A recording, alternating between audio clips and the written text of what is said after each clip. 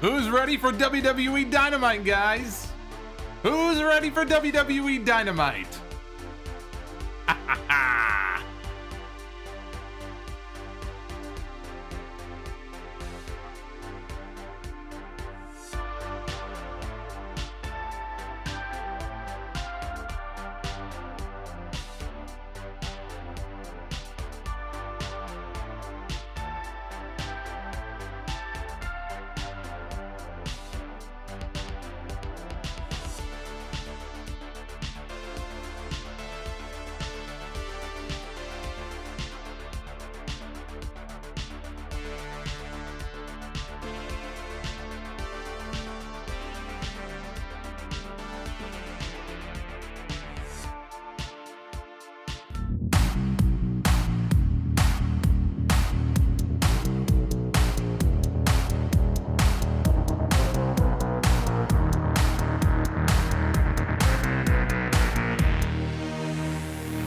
We are back on Wednesday nights, and it feels oh so good. Finally, no more preemptions from the evil NBA. Adam Silver, the evil dictator, has been put down once and for all. We no longer have to worry about any more preemptions. AEW going back on the road next week for their Road Ragers show, back in front of fans outside of, I was going to say Florida, but they're actually going to be in Florida next week. This is your WWE Dynamite review for... Wait, I'm sorry. No. AEW Dynamite. This is your AEW... Come on, JR. What the fuck? Seriously? I mean, it's not the first time that this has happened. What must be going through Tony Schiavone's head or Excalibur's head when they're sitting there next to him? What must they be thinking at that moment? You're almost done. You have 5 seconds left in the show, right? You just showed this really nice highlights package showing highlights of all your times here over the last year at Daly's Place. You're going to go off the air on a high note, and you call it WWE Dynamite. You know, I have people who email me and go, oh, JR totally wants to go back to WWE. JR, when his contract is up, he's totally going to go back and work for Vince McMahon. I'm like, nah, you know, the guy's got a house in Jacksonville. He's got a house on the beach. They treat him well. He's got no reason to leave. You know what? Now I'm not so sure. I don't know where his allegiance lies. That was fucking embarrassing. But no, this is your AEW Dynamite review for June 30th, 2021. I am the Solomonster, back with you here in our normal spot, our normal time slot, our day of the week. For the first time, if you can believe it, this is the first time we're doing a live Dynamite recap on a Wednesday night since May 19th. Don't tell Kane. May 19th, over a month. Of course, I was live with you guys on Saturday for the Saturday Night Dynamite show, Kenny Omega one-on-one against Jungle Boy for the World Championship. We all thought Jungle Boy lost. You know, we saw Jungle Boy in that match. He got hit with the one-winged angel. He got pinned in the middle of the ring. And here, I thought that Jungle Boy came out the loser on Saturday. And then he went and he tweeted that photo of him playing grab ass with Anna Jay in the parking lot, trying to give her mouth-to-mouth resuscitation. Prove me wrong. Jungle Boy won something far better than some stupid wrestling belt on Saturday. Good for him. Jungle Boy became Tarzan this weekend. Good for him.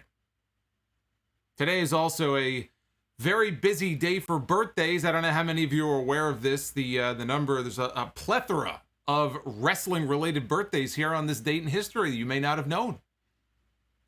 For example, we have Edge Strangler Lewis. It's before my time by, I don't know, about 100 years or so, but Edge Strangler Lewis was born on this date, and we've got Terry Funk, who's almost as old as Edge Strangler Lewis. So happy birthday to the Funker, Terry Funk, one of the greatest of all time. Cody Rhodes, today is his birthday as well. Dax Harwood of FTR, celebrating a birthday.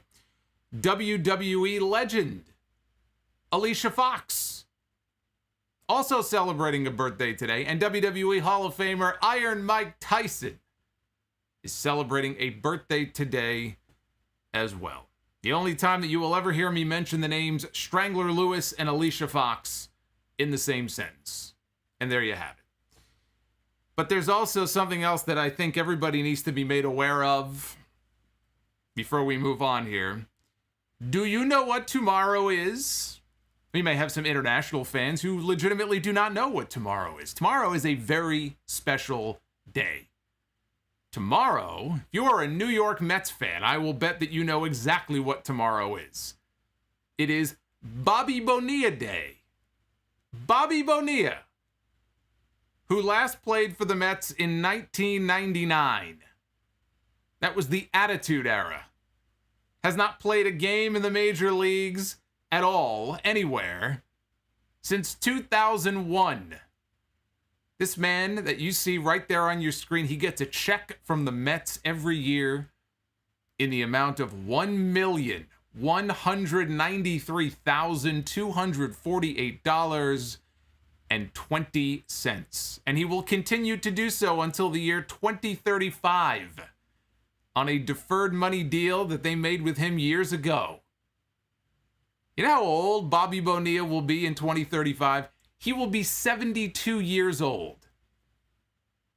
Find me a better retirement plan than that. I would love to see it. And you know, the Mets Twitter account is teasing a big announcement tomorrow, and a lot of people think the new owner of the Mets is just going to maybe pay out the remainder of his contract and just finally be done with it, that he might kill Bobby Bonilla Day once and for all. But you know, the PR guy in me says, why the hell would you do that? That'd be like breaking the Undertaker's undefeated streak. That'd be pretty fucking stupid. You gotta market the shit out of this. You gotta invite this guy to the ballpark every year to celebrate. I'll bet that's what happens. I'll bet that's their big announcement tomorrow. We'll find out. We'll see. I'll let you guys know. Bobby Bonilla Day. Tonight's show was not overly exciting, really, outside of what I thought was an excellent main event. Excellent main event between MJF and Sammy Guevara. They had a hell of a match. Also on the show tonight, they set the stage for a future AEW World Championship match between Kenny Omega and Hangman Page. The direction that I've been telling you for months seemed pretty obvious that it was coming at some point. I thought they would hold off until Full Gear in November, but it sure doesn't look like they're going to wait that long. And it looks like these two guys are going to be on a collision course for All Out, their big show in Chicago Labor Day weekend. That's kind of how things look like they're shaping up right now. So we're going to get into everything that happened on the show here tonight. If you do one thing during your stay here, first of all, don't call it WWE Dynamite. All right, that's number one. But number two, hit that like button. If nothing else, that's all I ask of you. It helps the video out a great deal. Hit that thumbs up. And super chats are open if you want to support the channel and submit a question or a comment. You may do so. I will read all of the messages that you send to me here on the air. So let's try to close out the month of June on a high note. The last live stream of June. This is it. When the clock hits midnight, it is July. So let's go out on a high note. Just like there, Magician Sapphire with Baby Russo on a pole, bro. Look at that, dropping $10. Thank you, Magician Sapphire. You know, it was 95 degrees here in New York City, third day in a row. We are in the middle of a heat wave here. I got an emergency text alert on my phone earlier from the mayor's office.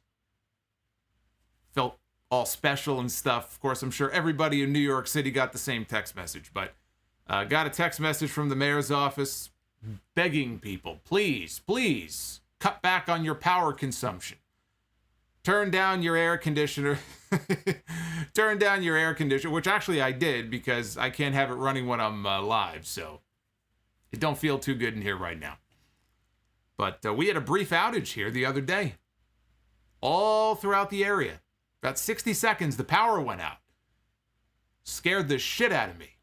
After what we went through 2 years ago, we had a massive blackout here 2 years ago that went on for at least a couple of days, 2-3 days, something like that. I had about $200 worth of groceries that had to be thrown away.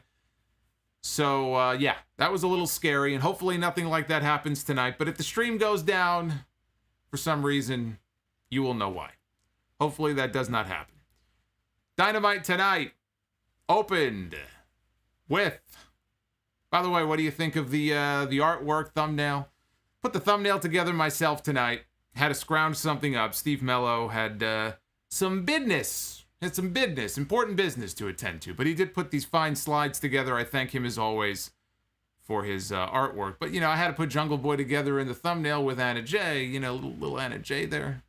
Hopefully she'll be back on TV very soon. But Dynamite tonight opened with Chris Jericho coming out to do commentary for the entire show. So if you are not a fan of Chris Jericho screeching on commentary all night long, this was not the episode of Dynamite for you. He was out there, the crowd was singing his song, he was so happy, he was there to hawk his new book. It's the complete guide to Jericho. He kept records of every single match he ever had in his entire career up until, I think, October of last year. That was the 30th anniversary of his career. Every single match, who it was against, who won, he gave it a star rating. I don't know if there's information in there about the gate and the attendance of the event, but he apparently kept meticulous notes. So he was plugging his book here on this show. We started out with Eddie Kingston and Cubics. What's your problem, bro? You don't like it? Tell the AEW stars not to tweet. You don't like it? Tough shit. So we started out with Eddie Kingston and Penta against the Young Bucks. And if Eddie and Penta win, they earn an AEW Tag Team title match. Matt Jackson was out there sporting a Hulk Hogan Fu Manchu to go along with his brother's goatee. I don't know what's going on here with the beard and the mustache game with these guys, but I think Tony Schiavone said they were out there looking like a couple of porn stars. But this was a hot opener. I thought it was a lot of fun. Enjoyed this match. Penta used a Cazadora into a DDT before hitting a twisting code red. He twisted his body as he maneuvered him down for the code red. And it was clearly a 3 count. It was clearly a 3 count. Referee Rick Knox was obviously not on the ball here. So either Rick Knox botched it, or more likely this is now part of the gimmick, because I think Rick Knox is always in the ring officiating the Young Bucks matches, I believe. I think he is the referee of choice for all of their matches. But he may be their inside man. Either way, Rick Knox is a terrible referee. That does not change that fact. I think I called him the Angel Hernandez of AEW. Little baseball reference there for you. Matt tagged in Nick, who came in with a springboard Hurricane Rana. Kingston hit a German suplex. Penta hit a backstabber. Matt broke up the pin. Matt took out Kingston with a crossbody on the ramp. So he takes down Eddie Kingston. Penta and Nick exchanged strikes in the ring. Nick hit a low blow that, of course, Rick Knox did not see. Of course. Bucks used the Lucha Bros double stop pile driver finish, but Kingston dove in to break up the pin. Eddie hit an exploder on Nick Jackson, but ate a series of super kicks. Penta drop kicked, or not drop kicked, but backdrop Nick out to the floor. And so out come the Good Brothers to distract the referee, which is not hard to do. It is not hard to distract Rick Knox. All you have to do is shine a little light on the floor. I used to do that with my cat. Doesn't take much to divert their attention. That's Rick Knox. Rick Knox is like a cat without the reflexes. So he was distracted. Penta avoided Brandon Cutler's cold spray. He accidentally sprayed Matt in the face. And what I loved about this is he kept spraying him. So he accidentally sprayed him, and he continued to spray. And I think it was Excalibur who said he was in a state of shock. He didn't know what to do. So he just kept spraying. Out comes Frankie Kazarian, who I think they call, what is his nickname? The Elite Hunter? Is that what they call him? It's a terrible nickname. The Elite Hunter. Doesn't exactly roll off the tongue, but he took out Brandon Cutler with a lariat. Penta took out everybody with a tope out over the top rope. Got in the ring, hit the package pile driver, and then a spinning back fist from Eddie Kingston led to Matt Jackson being pinned 1, 2, 3. It is not every day that we see the Young Bucks pinned on this show, but we did tonight. They lose here in this opening match. In fact, I don't think that's happened at all this year. I believe this is the first loss that the Young Bucks, at least on TV, but I think at any point this year, have taken. And a rare instance of a champion in AEW being pinned in a non-title match. We see this all the time in WWE. Rarely do we see it in AEW, but at least in this case, we know that it is leading to a championship match. Whenever I talk about it in WWE, I talk about it because how many times have we seen champions get pinned and there's no follow-up? Or a champion gets pinned and the person who pins them does not necessarily get a title shot. I've always believed that if you're the champion and you get pinned, you lose the title. If it's non-title, then guess what? The person who pins you gets the next shot. And that's what's happening here. In fact, it's happening next week. Eddie and Penta will challenge for the tag team titles next Wednesday in Miami. They will take on the Young Bucks. I like this opener. Fun match. What's going on, guys? Let me welcome everybody in the chat right now. Everybody's having a good time at poor JR's expense. I know, everybody's talking about WWE Dynamite tonight. You know, for a while there, I was thinking, boy, Nick Khan, he pulled the mother of all coups, right? He reached some kind of a deal, I guess, with Tony Khan to buy out the company. And unbeknownst to all of us, apparently. But no. Tony Schiavone. Tony Schiavone was in the ring to conduct an interview with the Men of the Year, Scorpio Sky and Ethan Page. And it took all of 5 seconds for Ethan Page to grab the microphone out of Tony Schiavone's cold, dead fingers. His hand, he pulled the microphone out of his hand. He couldn't let the guy do his job. That's all Tony is there to do, is hold the mic. That's his job. And Ethan Page pulled the microphone out of his hand. Why even bother sending... I tweeted this out. And there were a couple of AEW diehards who got very upset. Oh my God, you're criticizing of all the things to criticize. But these will be the first fucking people. If WWE did something like this, oh, they'd be online. Oh my God, WWE, look at this. What a shit product, right? Do it with AEW. Oh, they don't like that very much. I'm noticing a pattern here. You can't criticize AEW without having people crawl out of their holes and be like, come on, man, you're really nitpicking here. But I guarantee you, if that were WWE, they wouldn't be complaining about nitpicking. These people cannot take criticism. And what they don't understand is that when somebody goes on their Twitter page, they can tweet about whatever they want. So if you want to go on your Twitter page and you want to tweet about something positive and you want to tweet about something that you find that bothers you or something that you really like, you know what? Go for it, because that's the beauty of Twitter. Everybody has their own, and everybody has their own opinion. But God forbid you say something negative about AEW. Holy shit. The world is just falling down all around us. I've never seen anything like it before. Years ago, I thought about the TNA diehards, which I used to rant and rave on my show. I mean, we're going back probably 8 or 9 years now. That's what this reminds me of. You people gotta cool your jets. There's something going on up here. All right? Take a chill pill. Sit the fuck down. Seriously. Don't tell me what to tweet on my Twitter. You can go fuck yourself. But what I tweeted is that what is the point of Tony Schiavone even coming down to the ring to do these interviews if every single time they pull the microphone out of his hand? Every time, without fail. We see it in every single interview. Tony Schiavone, he comes down to the ring, he stands there, and within 10 or 15 seconds, the wrestler is holding the mic, and Tony is just standing in the corner in that oversized jacket. He may have lost weight. I mean, if he did, good for him. I don't know. But he's standing there like he doesn't know what to do with himself. He just kind of goes sheepishly into the corner. I'm like, why is he even there? Is he trying to get his steps in on his Apple Watch? His Fitbit? I mean, what is the point of this? Can you imagine Mean Gene Okerlund, somebody trying to pull the microphone out of his hand? He'd slap them upside the fucking head. He'd be like, that's not how this works. I'm the interviewer. You're the interviewee. Mean Gene wouldn't stand for that. Tony should know better.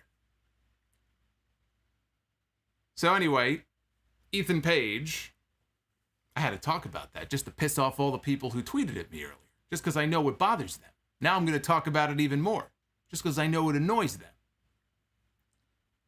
He talked about, Ethan Page did, how Darby Allin just keeps coming back after all of these bumps, all of the punishment that he takes.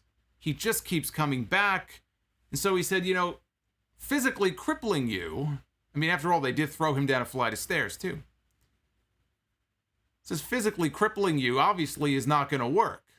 So I've got to come up with something better to do. It's not an option anymore. Said the coffin match is going to cripple you mentally. Says every time that Darby thinks about doing a coffin drop, he's going to think of Ethan Page. So the fans were chanting, "We can't hear you." I don't know if the mic went out or what happened there.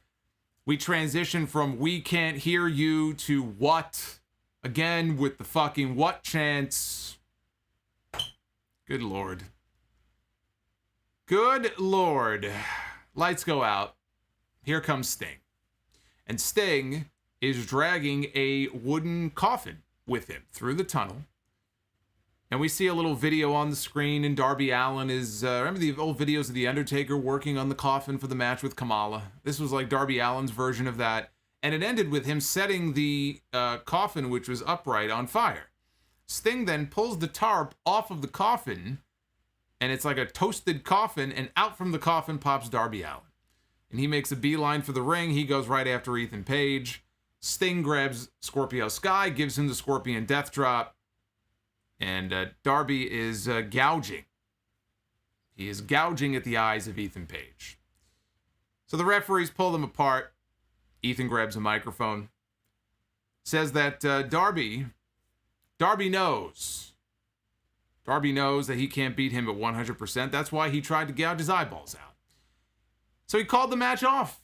They were supposed to have their coffin match next week on Dynamite. He went and he called the entire match off. And he said that what they can do is, next week, if Darby can provide, I guess, some kind of documentation or whatever, or signed whatever, that he will not put his hands on him, maybe at Fyter Fest, which starts in 2 weeks. I think it's 2 weeks of Fyter Fest. Week 1 is in 2 weeks. Then maybe at Fyter Fest, we can do the coffin match. So they're delaying the match at least a week. I mean, that was weird. If they wanted to do the match at Fyter Fest, then why didn't they just fucking announce the match in the first place for Fyter Fest? I mean, that's kind of stupid. Anyway.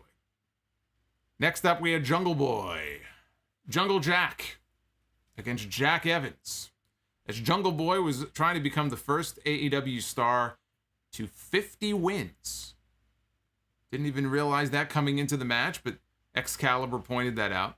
Before the match, we had a promo in the back with Matt Hardy talking about how he was sending Jack Evans after Jungle Boy for stepping into Hardy family business. He doesn't even care if Jack Evans wins or loses. He just wants him to go in there and hurt Jungle Boy. So early on, Jungle Boy surprised Evans with a snare trap attempt, but, well, he put it on him, but Evans got to the ropes. They go to break. Back from break, Jungle Boy hits a series of running maneuvers, running drop kick, hits a clothesline. He caught a spinning kick from Evans. They fought up to the top rope. Jack Evans slipped out. Jungle Boy, though, flipped out of a German suplex attempt, landed on his feet, and locked on the snare trap for the win. After the match, out comes the Hardy family office. Matt Hardy, Private Party. Christian Cage, though, and Jurassic Express, they're right there to even the odds, and they make the save. So now we have Christian and Matt Hardy in the ring. I've been transported back to 2000, 20 years ago here. Christian hits his reverse DDT on Matt and chokes him out with his suit jacket. Jack Evans tried to get involved. Christian fought him off, and while he was doing so, Matt Hardy escaped up the ramp to the tunnel. So Jungle Boy is the first man to reach 50 wins in AEW. And now he can go and celebrate with Anna Jay. Just to piss off whoever the fuck it was in the chat who made that smart-ass comment before. There you go.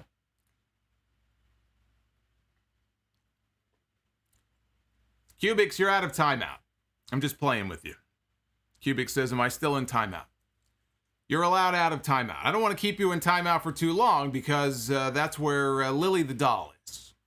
Alexa Bliss put Lily the doll in timeout, and I don't want anything bad to happen to you, so come on out. You're welcome back in. You're back in the circle. We had a pre-taped MJF promo where he was talking about Chris Jericho. I thought this was actually very good. He was talking about Chris Jericho, said that he outclassed Jericho week after week in the ring and on the mic. Told Jericho to call it quits. Listed all of his transgressions against him. Jericho used to be cool. Now he is a joke. Next week, he will announce the list of stipulations that he will give to Jericho if he wants one last match with MJF. We had a backstage promo from Andrade El Idolo, who was in the back with Alex Abrahantes, talking about the big announcement that he and Vickie were going to make. It was interrupted, if you remember, by the Sydal brothers, who came out last week for their match. And so he was talking about, he was addressing him as Matt something. He couldn't say his name. He's like, Matt who? What's his name? And Alex told him, oh, it's Sydal. He goes, oh, Matt something. So that's his name now, Matt something. And he challenged him to a match next week in Miami, the home of Scarface, the home of Tony Montana. Andrade will make his in-ring debut next week. They had to play subtitles for this. He wasn't even talking in Spanish. He was talking in English. And they still had to use subtitles. Please, for the love of God, get Thea Trinidad into this company. Please. I beg of you. I beg of you. Tony Schiavone was back in the ring. You can imagine what happened next. He was out there to introduce the AEW World Champion, Kenny Omega. Came to the ring. Kenny Omega now is donning a Triple H beard, so the mustache connects to the sideburns.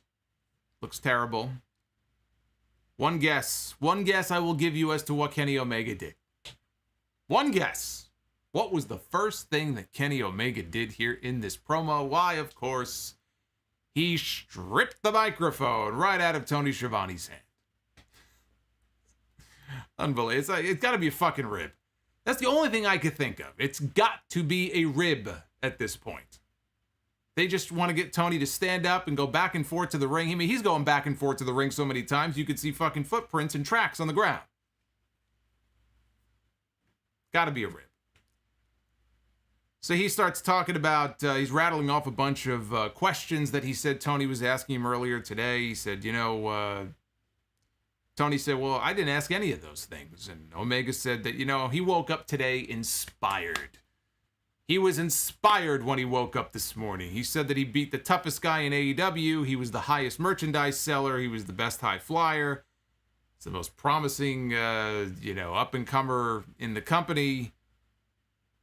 Or anyway, these are the people that he was also beating. He mentioned beating Jungle Boy. He said there's nobody left. He's like Roman Reigns on SmackDown. Paul Heyman the other week. There's nobody left. He ran down the entire list of people that Roman Reigns has beaten. From Kevin Owens to Cesaro to Daniel Bryan to Edge, put Jey Uso on that list, The Fiend. There's nobody left. Same thing here with Kenny Omega. He says he's run through them all. There's nobody left.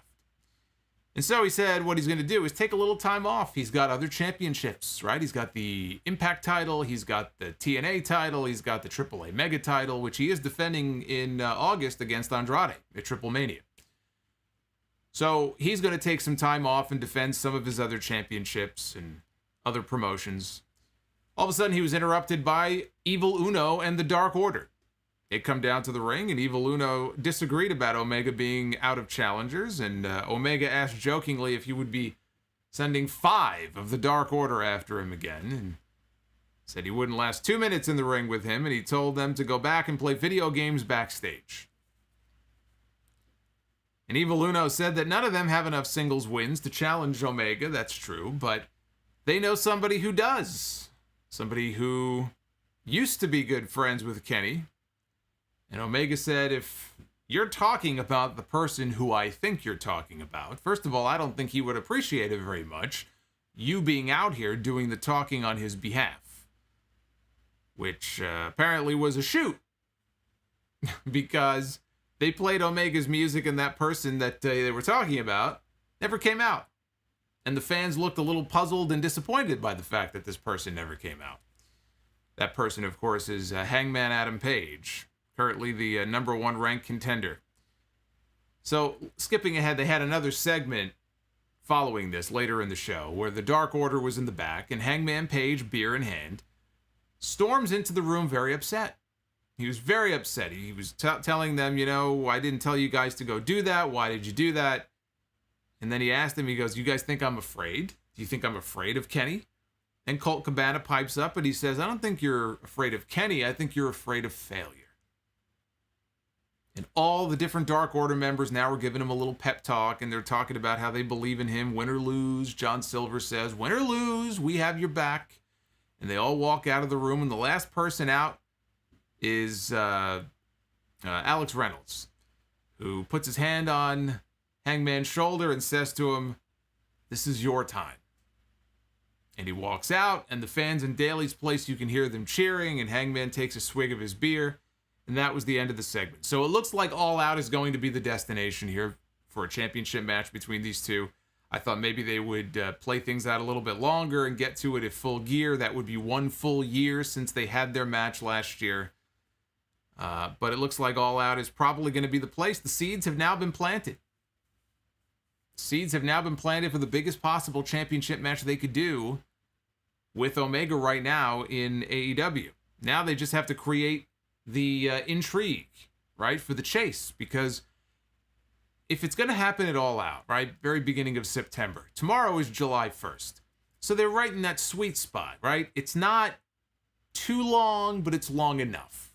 2 months, again, it's a little bit long, but it's really not that long of a time. Well, all they have to do now on television is try to find a way to really get people to buy into this match, to want to see this match, to want to see Hangman build up enough courage, right, and self-confidence in himself to come out and confront Kenny and accept the challenge and believe in himself and all that bullshit. That's what these next 8 weeks, I guess, right, of television are going to have to be.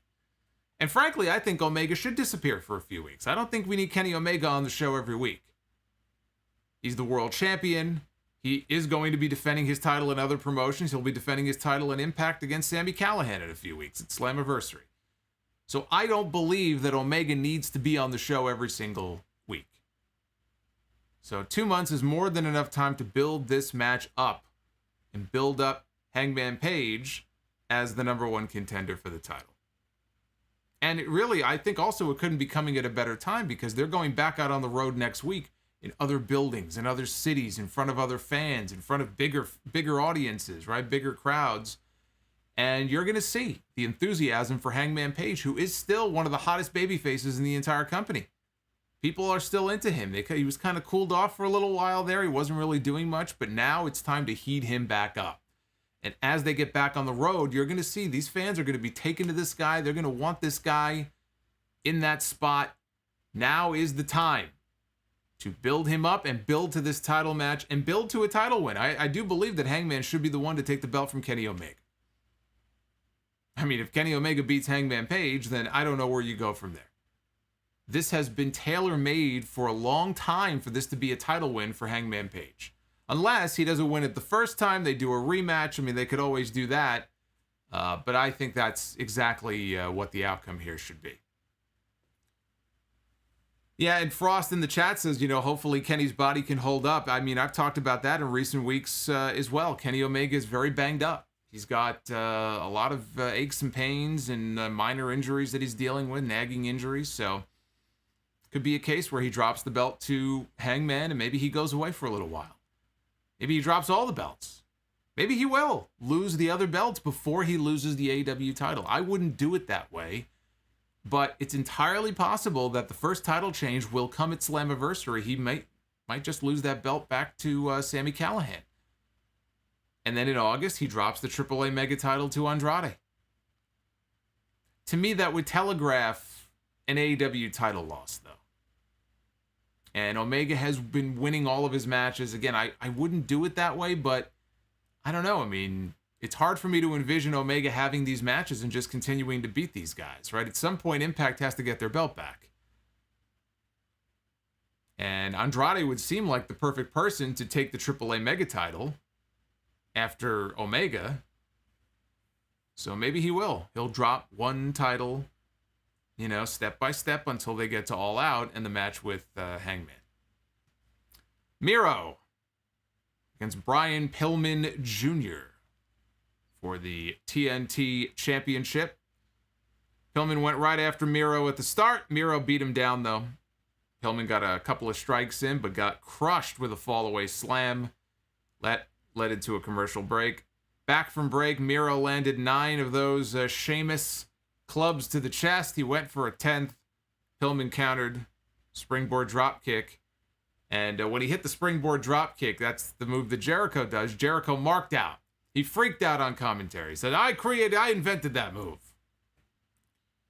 He didn't invent that move. But we'll pretend that he did.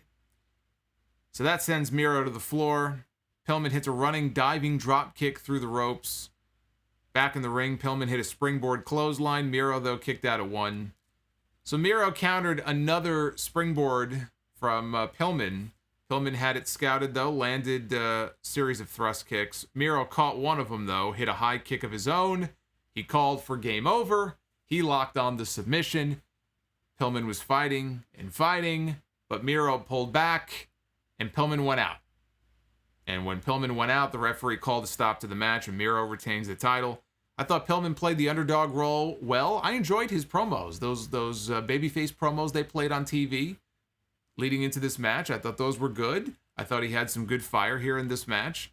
He got some hope spots in, but this was another dominant win for Miro. And Miro is being booked perfectly right now, and I would not have said that 4 months ago. It's night and day in terms of the booking of Miro.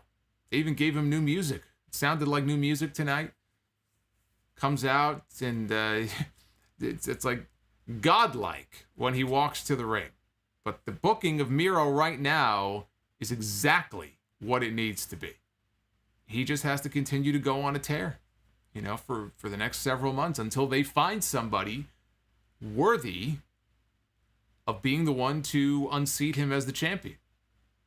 I don't know offhand who that babyface is. I don't know that they know, because I wouldn't be thinking about taking the title off Miro anytime soon. They can figure out who that person is going to be. Unless they just give it back to Darby.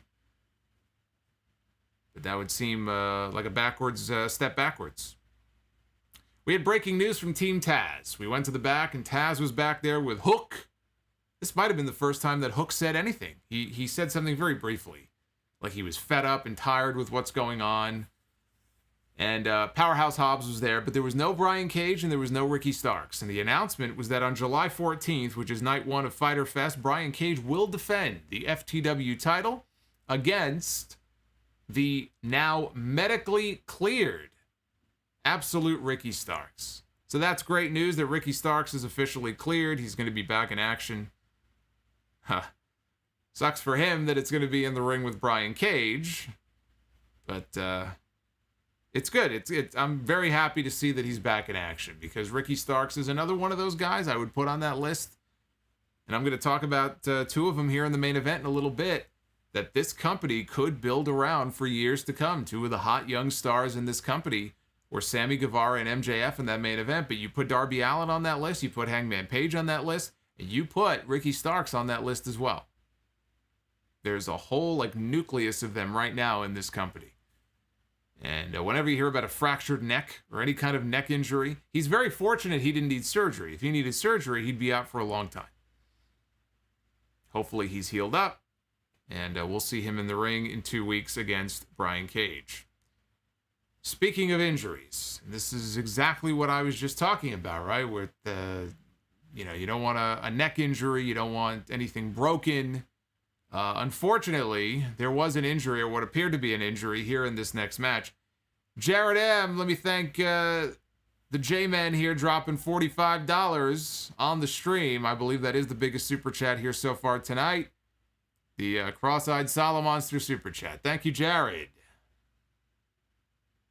Says, long shot here. I may as well just read his message now. Long shot here, but I think Tony Khan should buy the radio edit version for Rocket for Brian Jr.'s entrance music in honor of his dad. Well, I mean, he certainly has the funds for it, right? I don't think we've seen the last of Tony Khan buying music to use for certain wrestlers. Britt Baker and Rebel, not Reba, taking on Nyla Rose and Vickie Guerrero. Sadly, there was no swerve here, like I was kind of hoping there would be, and Vickie did wrestle. Vickie did wrestle in this match, which should never happen again. Britt got a huge pop, by the way. Heel Britt Baker gets a big babyface pop on her way to the ring. Vickie got in Rebel's face with the whole excuse me bullshit before the bell, so she got knocked down by Britt Baker, and Vickie tagged out to Nyla Rose. So after a commercial, Rebel is in the ring with Nyla, and she rolls up Nyla for a near fall. Britt Baker makes the tag. She hits a sling blade. Nyla Rose went for the Beast Bomb, but Britt flipped out of it. Baker got the surgical glove, setting up for lockjaw, but Nyla hit her with a choke slam, and she draped Britt over the ropes and climbed up top to hit that diving knee, connecting right with Britt's head as Britt is just dangling there over the top rope. And as she goes for the pin, Rebel gets into the ring to break up the fall. There was absolutely, and I went back and I watched it, and there was absolutely nothing about this diving save that looked different than any other save that you would see in a tag team match. It didn't look like she tripped. It didn't look like she maybe twisted her leg or planted her leg in any kind of gruesome way or anything like that. She got into the ring, she made the diving save, but you can tell as soon as she made the save and broke up that pin, something was wrong. And she could tell. You could see by the expression on her face. She immediately communicated to Nyla that she was hurt. She dragged herself over to the apron. Clearly she was in pain. Vickie tagged in. Nyla went to the top rope. And Britt Baker pushed Vickie into Nyla, which sent her crashing down. So Nyla falls off the rope. She crashes down onto the apron before falling and hitting the floor. Baker applied lockjaw on Vickie Guerrero, who submitted. After the match, Nyla attacked Britt from behind, hit the Beast Bomb. Vickie set up a table outside the ring on the floor, and Nyla powerbombed Britt down through the table. So a Beast Bomb down out of the ring through the table. And that laid out the AEW Women's Champion. The bigger story here, though, is Rebel. When the match was over, and there was fan footage online that people were posting on Twitter, as they cut to the next segment, which was a promo with Jake Hager and Santana and Ortiz, you could see it up on the big Videotron. In the arena, in the building, Rebel had to be helped from the ring. She could not stand up and put any weight on that leg. And it took them a while to get her until finally, once they got her on the ramp, they had to physically just pick her up and carry her through the tunnel to the back. It looked bad. It looked real bad. She couldn't put any weight at all on that leg. And it sucks. I'm sure we'll have an injury update soon enough. Just based on that, it don't look good.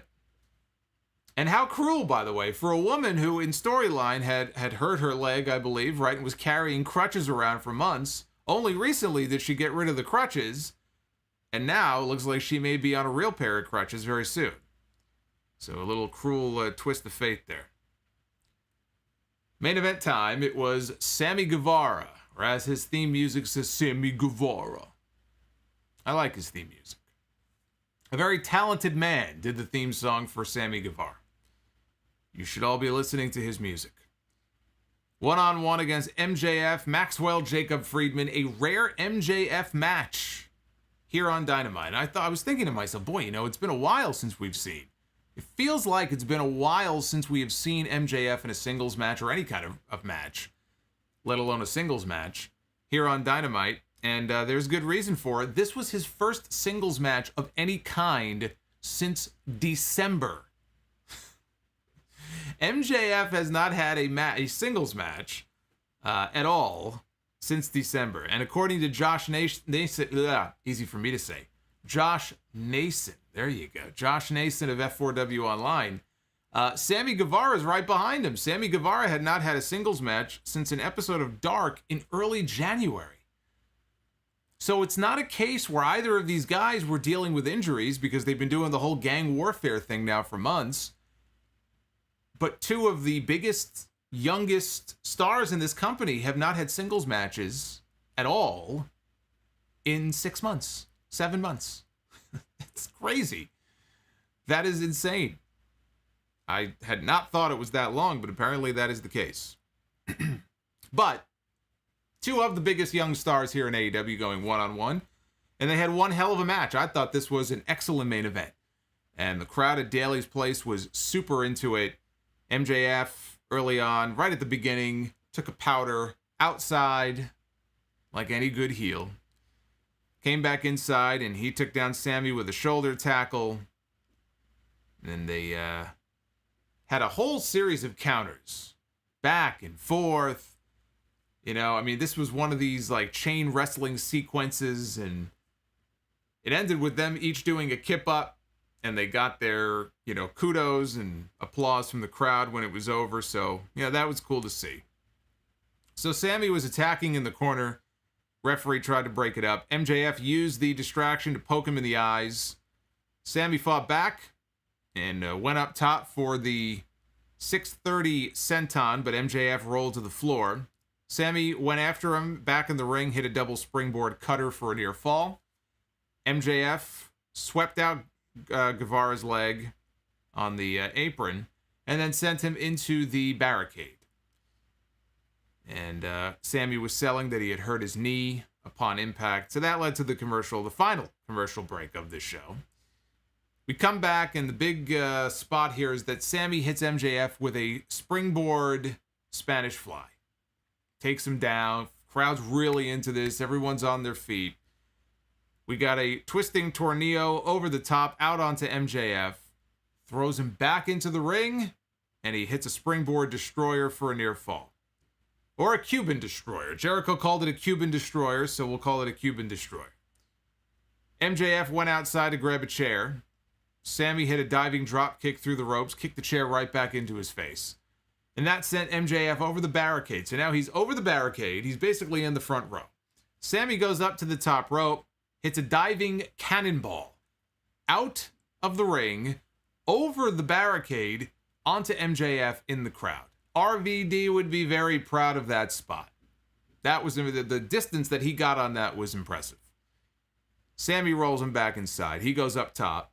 And again, he's going to try, I guess, for the 630, but MJF pops up and he collapses into the ropes, which causes Sammy to be crotched on top. So then this is the spot that bothered me. As much as I love this match, this spot really got under my skin. So MJF has him up. He's standing on the middle rope. He's got him upside down in a tombstone position. And MJF hits a jumping tombstone pile driver to Sammy Guevara from the middle rope on the inside. And Sammy Guevara kicked out.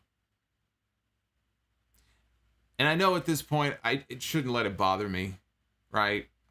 We've talked about the destroyers and how those have been bastardized and all that. A jumping tombstone, though, from the middle rope, from the top rope, you can't be kicking out of that. I'm sorry. That is not a spot that you kick out of. But he did. He kicked out of the jumping tombstone from the middle rope. Not a fan of that. How is that not the fucking finish? How? How is that not the fucking finish? Anyway. What's the point? MJF starts selling, though, that he hurt his knee. Even though he was the one who delivered the move, I guess upon impact or whatever. It tweaked his knee or whatever, so he's selling that he hurt his knee. Sammy hits the GTH, and MJF is out, or seemingly out, but he's near the ropes. Sammy goes for the pin. His momentum, though, in hooking up MJF for the pin causes MJF's foot to get caught up in the ropes, and there's a rope break. Exactly, and what do you think that reminded me of? I can't be the only one who thought of this. It reminded me of that great near fall in that WWE title match on Raw, probably 6 years ago now or so, between Seth Rollins and Pac, right? Neville, who hit the black arrow, or I guess it would have been the red arrow, off the top rope. Everybody thought that Neville was going to be the new champion, and his momentum took Rollins over enough that his feet were in the ropes. Fantastic fucking near fall. This wasn't as fantastic as that. Not nearly as good, but that was the idea. Is that his momentum carried him over more than MJF taking his own foot and putting it on the rope. So he was not able to get the pin. Sammy goes up top, and MJF looks up, and he is begging him not to do it. He is begging him not to dive off. And he hits the 630 senton anyway. He gets a 2.9 count before MJF kicks out. Shawn Spears walks out. Jericho says, gotta go. And he leaves the announce booth to go make sure that Shawn Spears doesn't get involved in this match.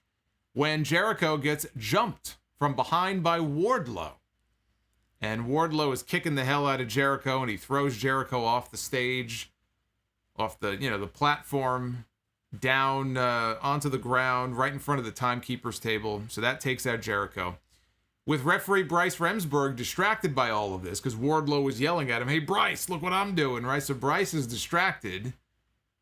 At least he has a reason to be distracted. Rick Knox, I think, was just born that way. The referee is distracted. Shawn Spears has a chair, and he hits Sammy in the head. Thankfully, Sammy got his fucking hands up, which some people don't do that. Hit him in the head with the chair. And MJF crawled on top of him to get the pinfall for the win. Fuck finish aside, I mean, that was a, typical heel finish. I thought the match was excellent. I thought this was a hot match. I did not like that jumping tombstone spot. If it was a finish, I wouldn't have any issue with it. But the fact that it wasn't, I think, is fucking bullshit. That aside, I thought this was an excellent match. And I thought this was a great main event to close out their run at Daly's Place. They pitched it to a highlights video to close out the show. And everything there was going well until the last 5 seconds of the show when Jim Ross made his WWE Dynamite reference. And everybody just went, it's one thing, mistakes happen, and I love Jim Ross. Jim Ross is the greatest of all time at wrestling play-by-play. I admit, Gordon Solie, the prime of Gordon Solie was before my time as a fan. So if you're a little bit older than I am, and if you were watching the NWA or other promotions at the time that Solie was doing commentary, you might feel that Gordon Solie is the best of all time. Jim Ross would say that Gordon Solie is the best of all time. Well, Jim Ross is wrong, in my opinion. So I have nothing but respect for the body of work that Jim Ross has put together in his career. And it pains me to, lob any criticism at Jim Ross as an announcer because his resume speaks for itself. But this is not the first time that something like this has happened. And when I say not the first time, I don't mean the first time him fucking up on commentary. This is not the first time that he has said WWE. He hasn't worked for WWE in years. You're the lead announcer on AEW Dynamite now. You have been for the past 2 years. You can't be making that mistake. It's embarrassing. So that's how they closed out the show. Jared M says Bob Caudle. Well, Bob Caudle is another, he's a legend. I don't know that anybody is going to say that Bob Caudle, though, is the best play-by-play guy in wrestling history.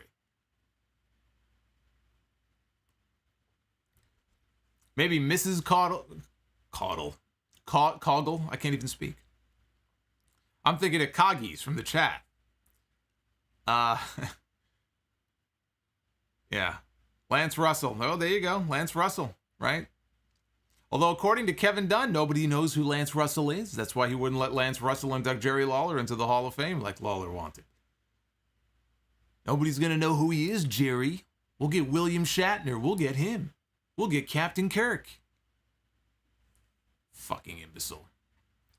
Next Wednesday, Dynamite is back on the road live from Miami for their Road Rager show, and we will get an AEW Tag Team Championship defense. The Young Bucks, who will not be losing 2 weeks in a row, will be defending their titles against Eddie Kingston and Penta. We also have a South Beach strap match between Cody Rhodes and QT Marshall. Andrade El Idolo against Matt Sydal. A trios match with Jake Hager, Santana, and Ortiz of the Inner Circle with Conan in their corner, taking on Wardlow and FTR with Tully Blanchard in their corner. I suspect that we're going to get some fisticuffs between Conan and Tully Blanchard. We'll see. Orange Cassidy and Chris Statlander take on the Blade and the Bunny. Chris Jericho and MJF will have themselves a face-to-face standoff. I guess we'll find out what those stipulations are that MJF has for the match that he and Jericho are going to be having, I assume, at All Out. We'll see. So that is the lineup for the first Dynamite back out on the road outside of Jacksonville next week. Still in Florida, but in 2 weeks they'll be in Texas, I believe. So they'll be out of the state of Florida in 2 weeks. Let's take a look at what you guys thought of the show tonight. Twitter poll results are very positive so far. 82.3% thumbs up, 17.7% thumbs down, as Minoru Suzuki appears on my screen for this latest Super Chat here. I do miss seeing Suzuki. I am still holding out hope at some point that we will see Suzuki make an appearance in AEW.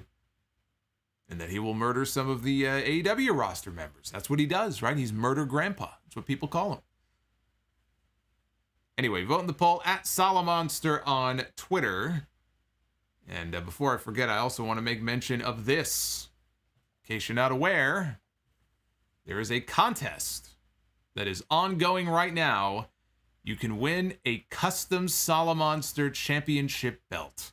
One of a kind. It is the only one. We're only doing one of these. It's only $1 to enter. You can enter as many times as you want right now through Money in the Bank on July 18th.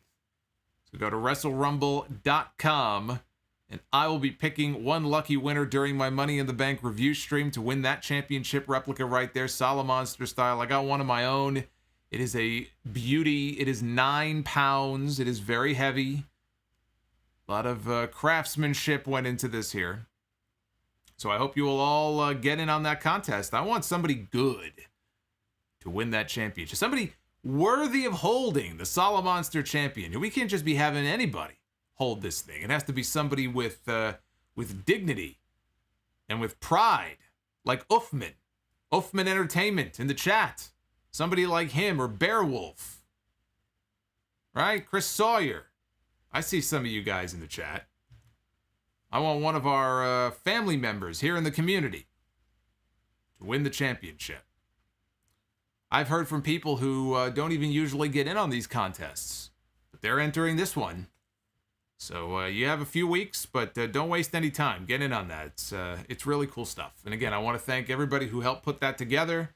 Steve Mello for helping with the design. Of course, Wrestle Rumble for putting this whole contest together. It's a very cool thing that they're doing.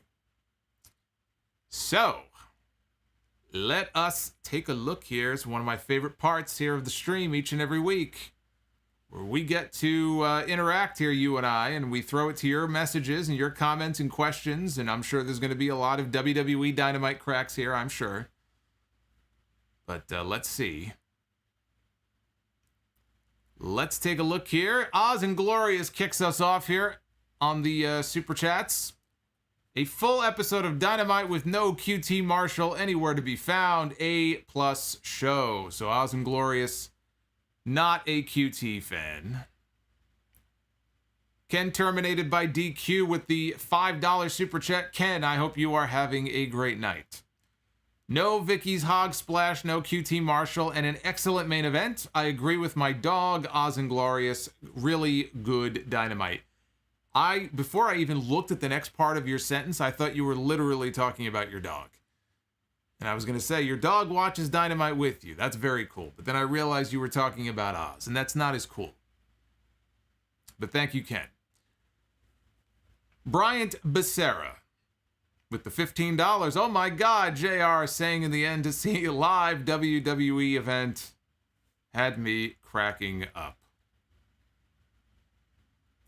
Yeah, you know, Stephen Lewis in the chat, I think that's what it is. I really do. He says JR wants to come back home. I don't think that JR hates it in AEW, although I think, this is just my opinion, okay? Because JR is an old school guy, And we've heard JR go off on this on his podcast before. I've even defended him when some of the AEW talent was kind of, ganging up on him and didn't like some of the comments that he made about too many, high spots and just dives and things of that nature. I don't think that it's a style that JR is necessarily the biggest fan of. And I do think that JR spent so many years working for Vince McMahon and working in WWE, he still considers that his home.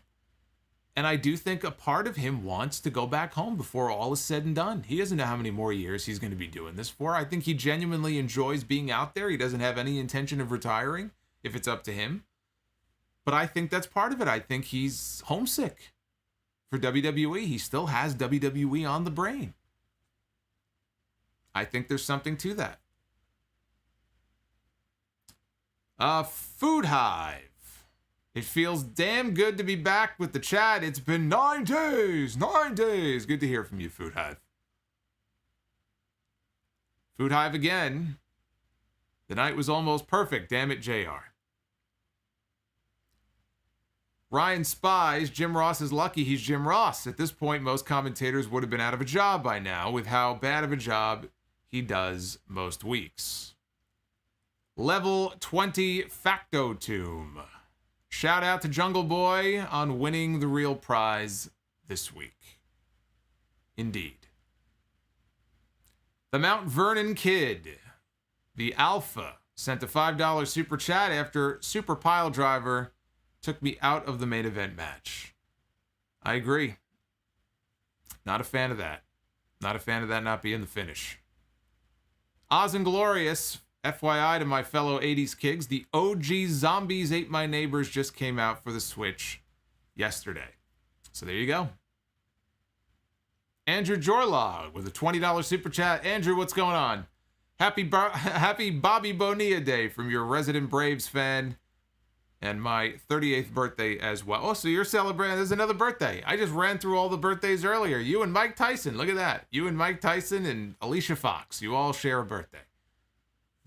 Unless your birthday is tomorrow. I think that's what he means. Okay, I take that back. I thought your birthday was today. I think he's talking about Bobby Bonilla Day. That's tomorrow.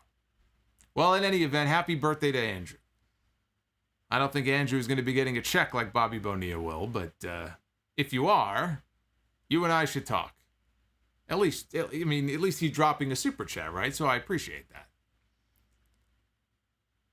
Maz in the chat just says, did I see the Many Saints trailer? I did.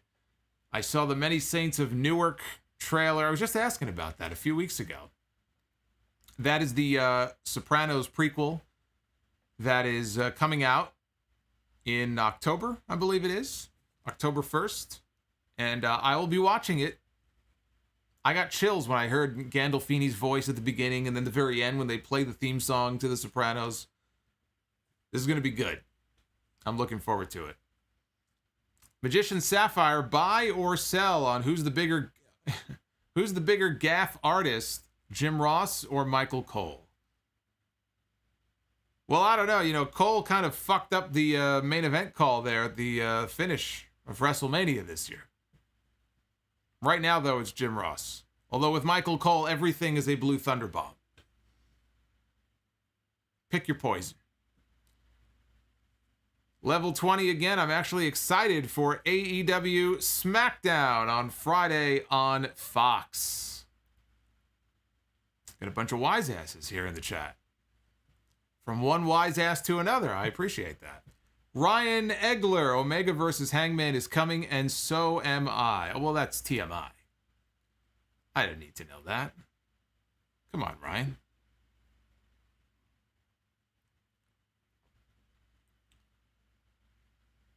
Alberto Ortiz, happy Bobby Bonilla Day tomorrow. Solomonster, thank you.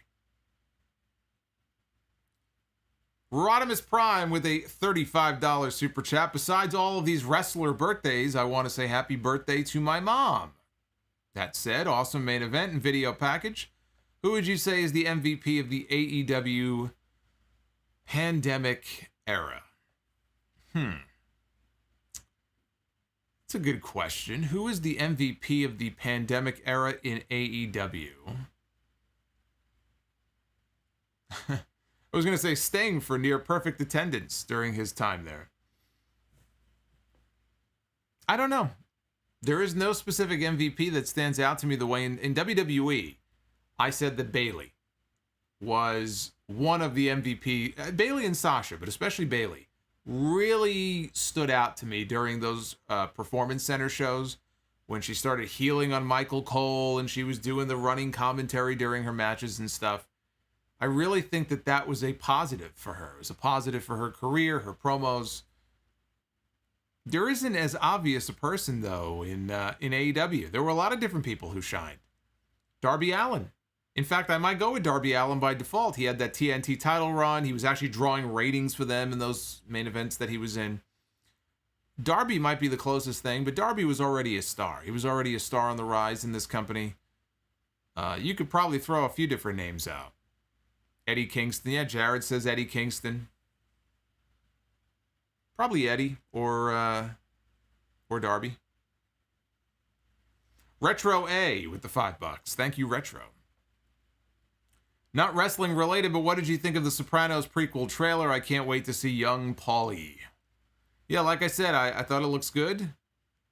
And I cannot wait to see it. The only question is, do I watch it in the theater or do I watch it on HBO Max? Since it's going to hit HBO Max at the same time, I'll probably just watch it there. That's what I did with, the Scorsese movie with De Niro. Remind me in the chat what that was called. I watched that on HBO Max. So I'll probably just do the same thing with that. Halloween, I'm going to have to go to the theater to see that, since apparently they're only releasing it in the theater. You got to get the theater experience for that. So when Halloween Kills comes out, I'll be at the movie theater watching that. Alex Jimenez. JR is watching D'Antoni sounds off. Yes, welcome everybody. The Irishman. Thank you, Abdul Rahman. The Irishman. Yes, that's what I was thinking of. Yes, welcome to D'Antoni sounds off here on YouTube. Oh boy. Mr. Wombat with the $10. A good buddy of mine and I were at the show. AEW Dark Elevation and Dynamite were live, as well as the crowd. I'm not sure how it came across on TV, but we all seemed to have a great time. And I don't know, Mr. Wombat, if you want to chime in the chat, doesn't have to be a super chat. What did you see? I mean, you probably saw the same thing that I saw in that video on Twitter of the Reba injury when that match was, or Rebel. But I don't know, maybe if you saw something more than we did. Flamethrower Fluff Salisbury. Darby was stealing my gimmick by using a flamethrower. Not cool. Magician Sapphire, I heard people online saying the reason they're delaying the coffin match is because of the recent tragedy in Miami. It might be in bad taste. All right. Yeah, I guess I could see that. I didn't think about that. That did take place in Miami, so that could very well be true. Well, you know, if that's the case, I'll cut him some slack. I totally blanked on that. I didn't even put two and two together on that, but I could see where people might be upset. So yeah, that makes a lot of sense. It can't be an injury, because if they're delaying it to Fyter Fest is a week later, so it's not an injury related thing. It didn't make any sense to me why they would announce it and then just delay it, but that would explain it. Jared M with that $45 bomb from earlier, which I already read, Jared, so thank you for that. Naif Alsafar with the $9.99. Thank you, Naif. Always good to hear from you. Dry chicken without flavor.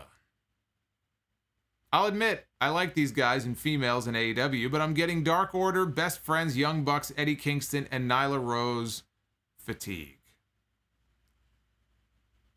Prince Walker with the $5. I can't lie, I died when I saw the Bucks and Kenny's new facial hair. Way to be a heel.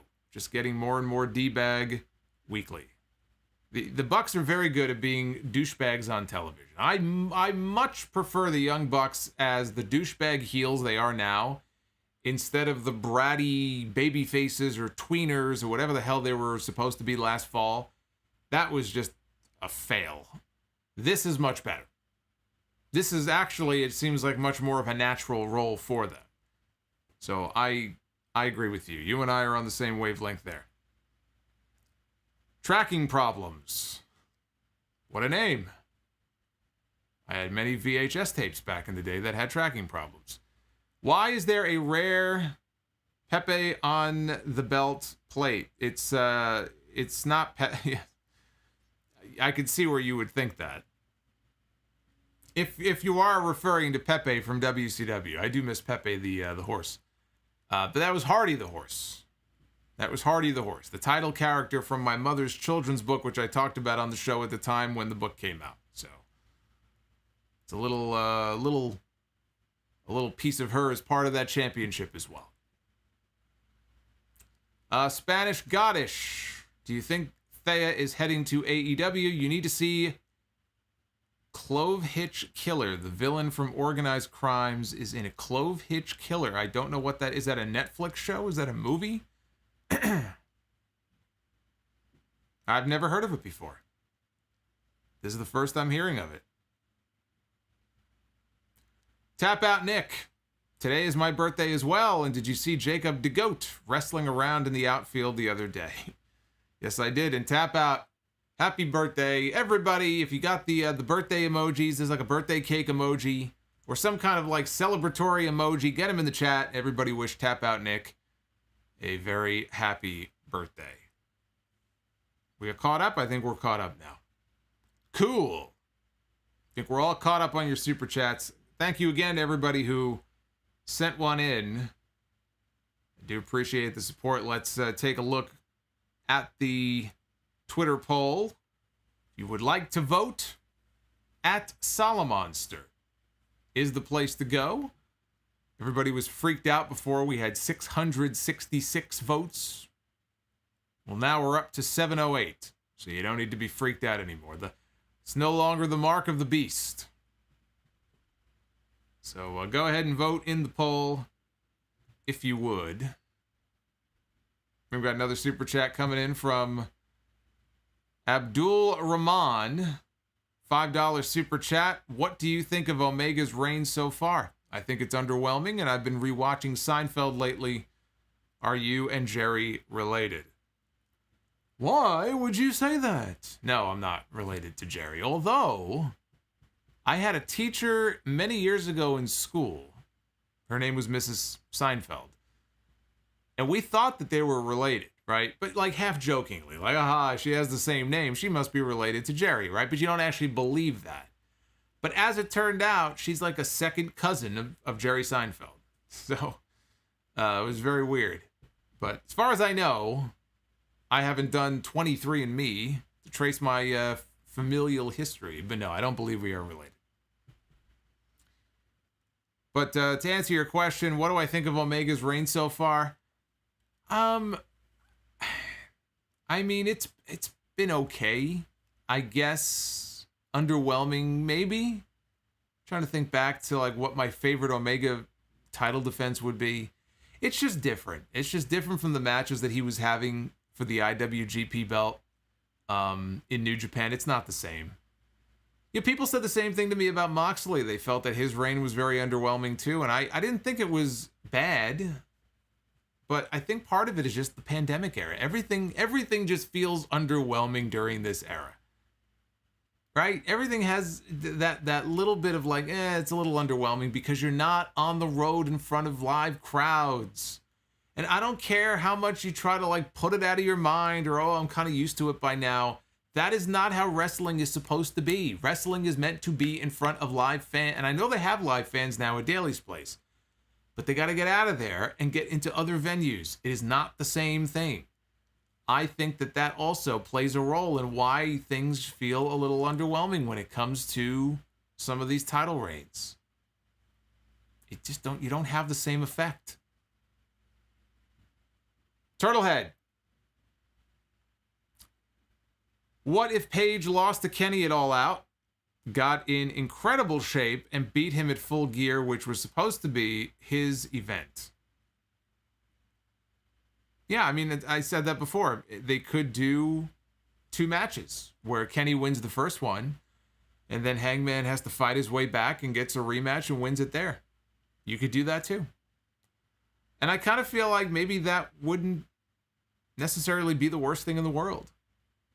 That way you get a big main event out of it at Full Gear. I mean, Full Gear is his event. I mean, that's where the name comes from, right? It comes from some being the elite stuff, you know, way back when with Hangman. I kind of associate that event with him. And that would be the 1 year of their earlier match, the match that got Kenny to his title match with Moxley, where he won the championship. So I think that scenario would be fine. In fact, that might be the way that I actually book it. Loop Cannon in the chat says, JTG just followed me on Twitter. Well, JTG's followed me for years. I interviewed him twice on my show. He's always an entertaining guest. He's got entertaining books, too.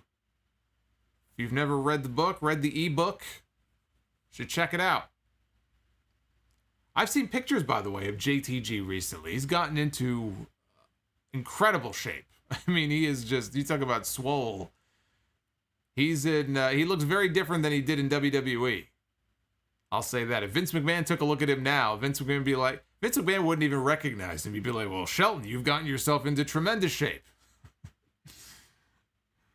Anyway. What else we got going on here in the chat before we wrap up? Tracking problems with another super chat. I'm buying a copy of Hardy the Horse as we speak. My mother was an artist as well, and I miss her every day. Much love. Well, I thank you very much. That means a lot. We've had a lot of people, leave positive feedback on Amazon, and buy it's the easiest way to buy the book is through Amazon. And I don't know if that's where you're getting it from, but that means a lot. We're actually coming up. I can't believe it. We're coming up on the 2-year anniversary that I got the book published. It was late July in 2019. Now, one of the best days of my life, I have to tell you. Once that book was officially published and readily accessible, it just, it was one of those things that we talked about and worked on for so long, and it didn't get done while she was alive, but it was like her passion project. And she wasn't around to see it become a reality. But once, I found a publisher who believed in the story, because you could always go the self-publishing route. There's nothing wrong with that. But I wanted a real publisher to partner with and to help bring this book, to reality. And it's a long process as far as editing and getting everything taken care of and, legally and everything else that goes with it. So the day that thing went live and that book got published in her name, she became an officially published author in the Library of Congress. She's got her own Library of Congress, ID number and everything. I can't put into words, what that meant. So yeah, if anybody watching is not aware of it, it's called The Adventure of Hardy the Horse. And if you have kids or someone who has young children, even up to age 7 or 8, it's a great children's book. Great illustrations in the book. Mark Polton, who has done work for DC Comics, helped illustrate the book. Very talented. Can't say enough good things about what he did for that story. Luis, our old friend Luis, is joining us. Look at this. Luis Belmont Show with the $10 Russo on a pole, bro. Super chat. I asked a teacher once if she was related to Kaylee Cronin from Zoom, the TV show that was on PBS. Since her last name was Cronin, turned out she wasn't related to Kaylee. I don't know who that is. You'll have to educate me on who that is, but that's very interesting. Luis, thank you for the $10 drop.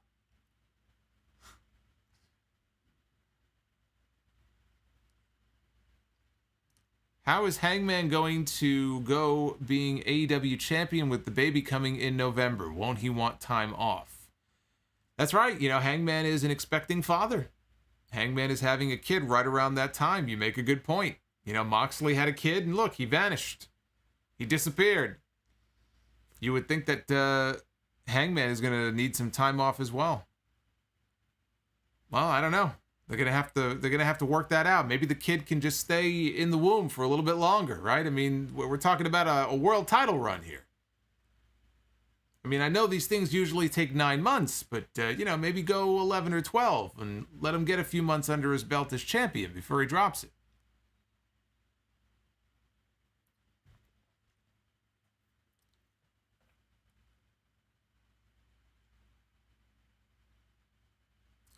Luke. Hey, Solomonster, from me and the Soep family. What's going on, Luke? Hope you guys are doing well. King of Doug style in the chat. Well, hold on a second. This chat's going way too fast.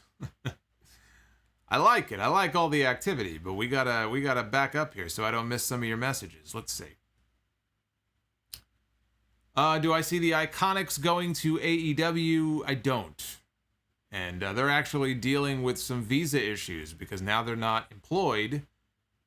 And they're not really able to officially work anywhere until they get that worked out. And that could be a lengthy process. So that's a tough situation to be in. Shrey in the chat. Everybody in AEW popping babies, or babbies, as he says. They're called babbies now. Yeah, they mentioned that referee Paul Turner apparently is having a kid soon. I don't know what's going on. Something in the water there in AEW.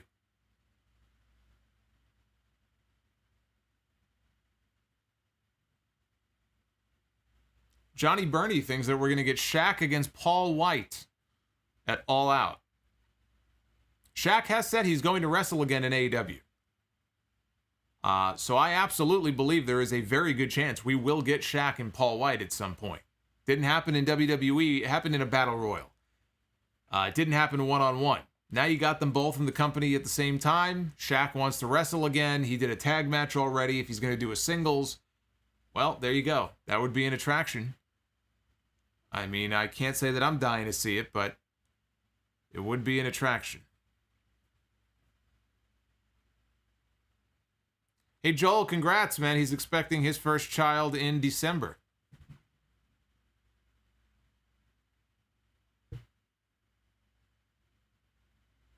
Maz cannot understand how the Iconics cannot earn money from their podcast. Yeah, I heard Peyton Royce say that. And again, I guess it's based on the visa situation. Until they can get their work visas straightened out, I guess technically they're not allowed to draw an income. That's the only thing I can figure. So they're not allowed to make any money off their podcast. So they're doing a podcast to keep their name out there, but they can't actually make any money off of it until this situation is resolved.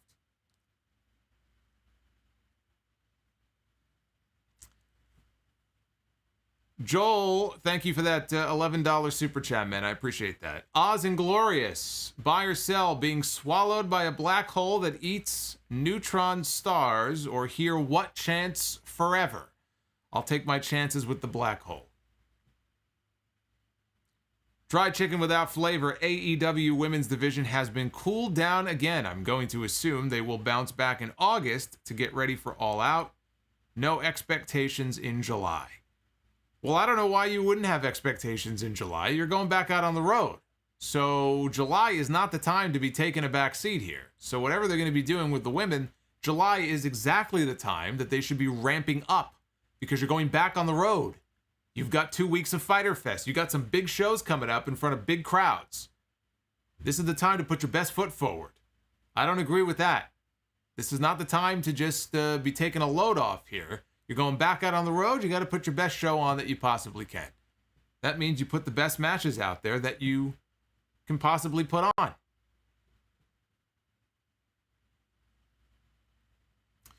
Oh, darn it. Paul Heyman in the chat. He missed my WWE Dynamite review. Well, my WWE Dynamite review will be there for you on the replay.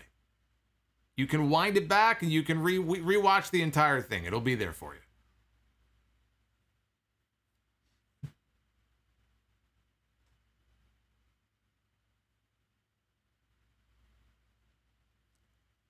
Let's see what's going on here. Solomonster, do you see Reigns, Cena, or Reigns and Brock at SummerSlam? It's going to be Reigns and Cena. That's going to be the main event of SummerSlam. Rob Reed dropping a $5 super chat. How crazy is it that Miro went from feeling like a flop to the best thing on the show? It's all in the booking. They could have continued the video game thing for another 6 months, and people would have said, what are you doing? This guy should be a killer. Well, they finally ended that, and now this is exactly the way that people were hoping that Miro, I think most people were expecting Miro to be when he first came into the company. So a little change in the booking can make all the difference in the world. Exactly what they are doing with him now is exactly what they need to continue to do. Lone Wolf with the $5. Thanks for another great WWE Dynamite review. How long before JR throws it to his broadcast partner, Jerry the King Lawler? You know, that's the next step. He's going to turn to Tony Schiavone and go, King. He's going to call him King. And Tony's going to be like, what the fuck are you talking about? It's like those people on Twitter that call people King and Queen. Yes, King. Yes, Queen. Yes. I see this shit all the time, like on the Stan accounts and everything. That's what Tony Schiavone's going to turn around and think Jim Ross is doing. Hey, King. Yes, King.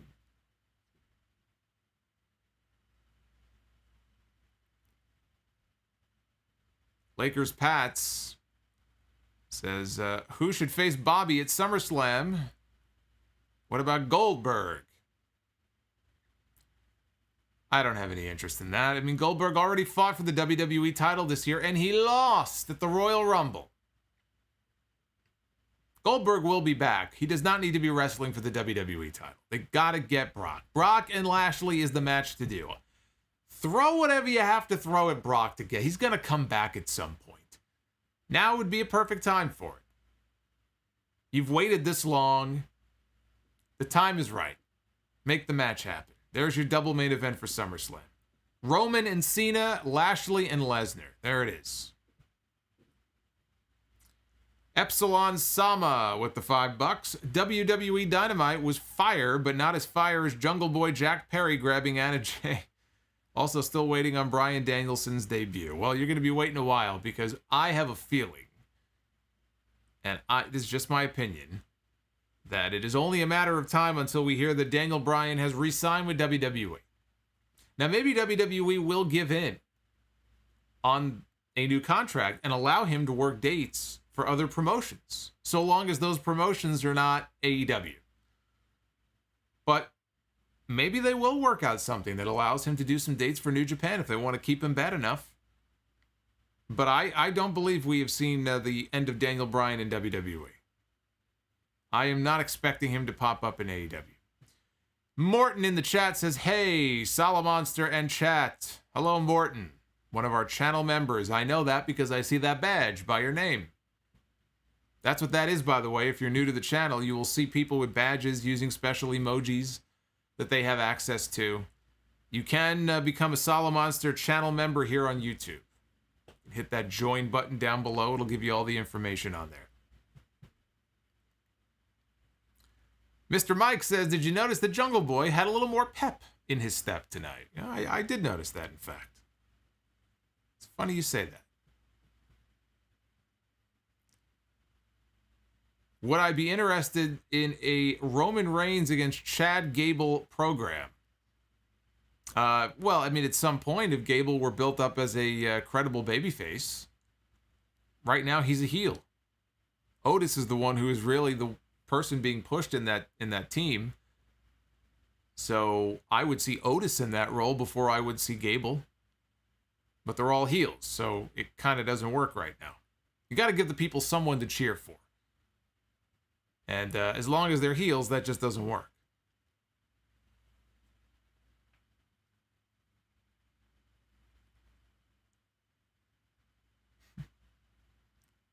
What's going on? Super Hot Vector Man. Love that name.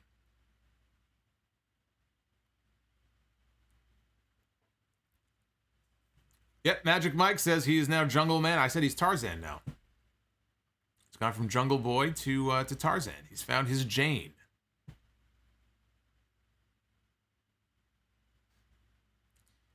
All right, so we do a little something here on these AEW Dynamite streams that people enjoy, where we pick a WrestleMania main event.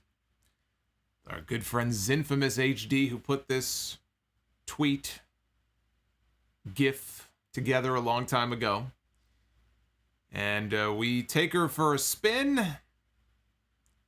and we see who it lands on. Whoever it lands on, that is the WrestleMania main event. Now, last week, refresh my memory, was it Kenny Omega and Christian? I believe it was. So I basically picked an AEW match for a WrestleMania main event. Not a bad match either. Actually, one of the better weeks I've had doing this. So I got my fingers crossed that we'll have another good week here. Let's see. Let's see what the WrestleMania main event is going to be.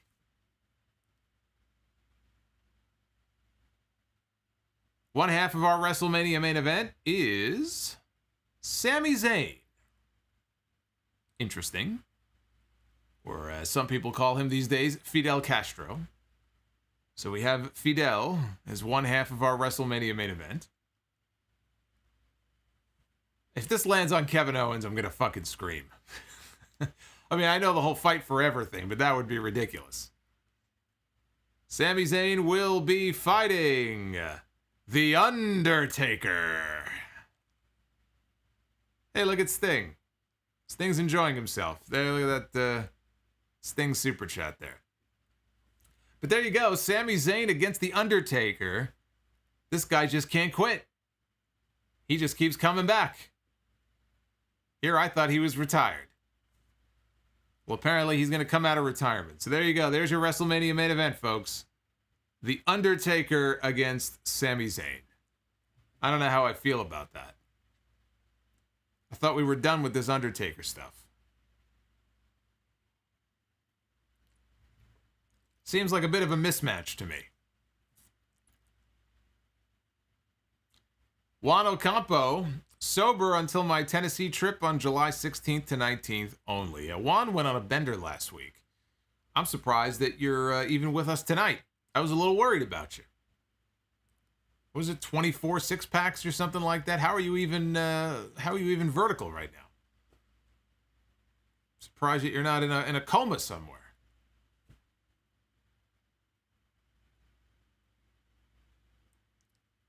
Yeah, King of Doug Style says we're only 5 away. Hit that like button. On the way out, hit that like button. I would appreciate that. Turtlehead says, Vince needed a favor. Well, I'll owe you one, pal. Remember? He'll owe The Undertaker one.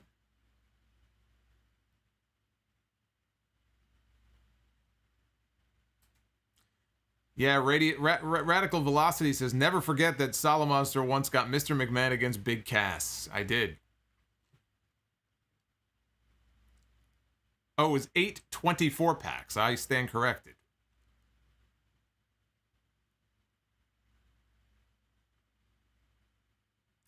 What is a tag team name for Hangman and Stone Cold? Oh, boy. I guess, Stone Man or Hang Cold? Rob Reed with the $5. Can't wait for the waterworks to flow when -1 convinced Hangman to fight Kenny. Oh boy, you're going deep on this one, huh? I didn't even think of -1. Well, only if he gets his homework done.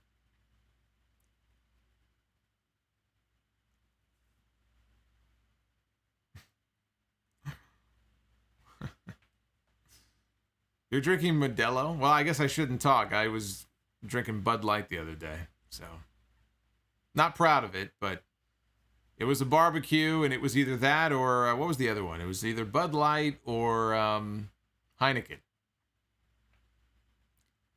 I went with Old Faithful. I went with Tried and True.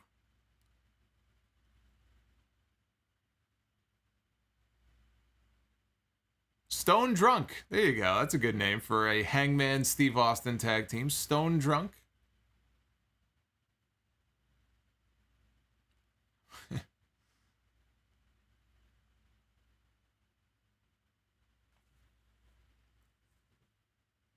Fried chicken without flavor dropping $3. Shout out to European soccer this week.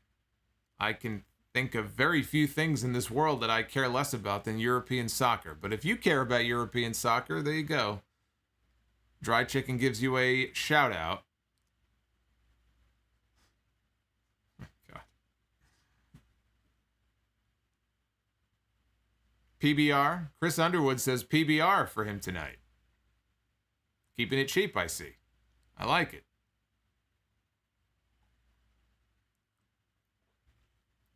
Can't go wrong with PBR.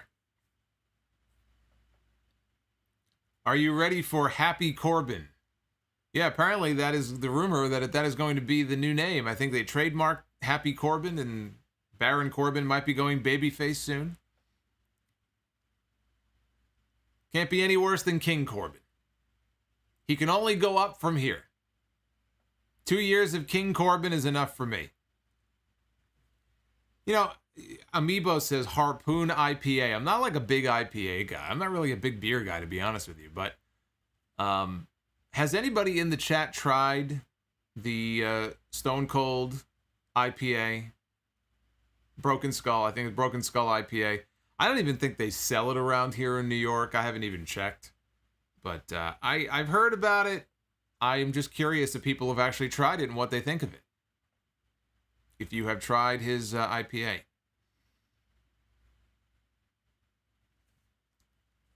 Chambly Games with the $4.99 super chat. I get 2 early birthday presents. AEW tonight, followed by...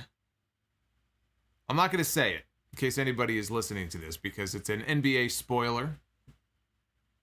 But Chambly, congrats. Chambly's in an awfully good mood tonight. Ace of Masta with the $5.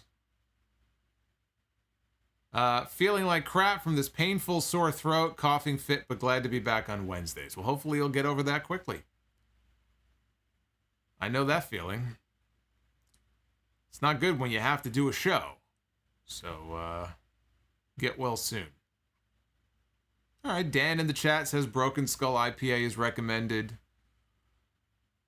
It's not in New York City. Yeah, I think I looked for it once. I couldn't find it anywhere. Jonathan says, had it multiple times at the El Segundo Brewery. It's good, an easy IPA that's smooth like a light Steve Weiser.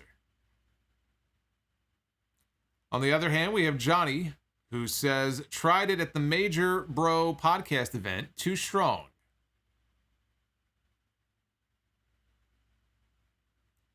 Rin Lambert says his IPA is just your generic IPA. If it's offered to me, I will drink it. He's an easygoing guy.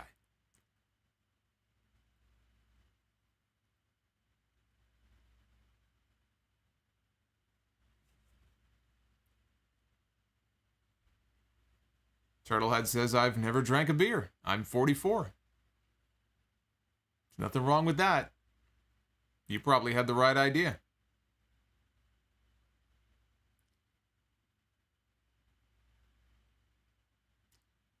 Ray wants to know if I remember the Wrestling Classic. Yeah, I mean, I've watched it since then, but as far as like memories from when I was younger, vaguely. Not really. I don't really know. I don't remember if I even watched it when I was younger or if I didn't see it until... I don't think I saw it until years later.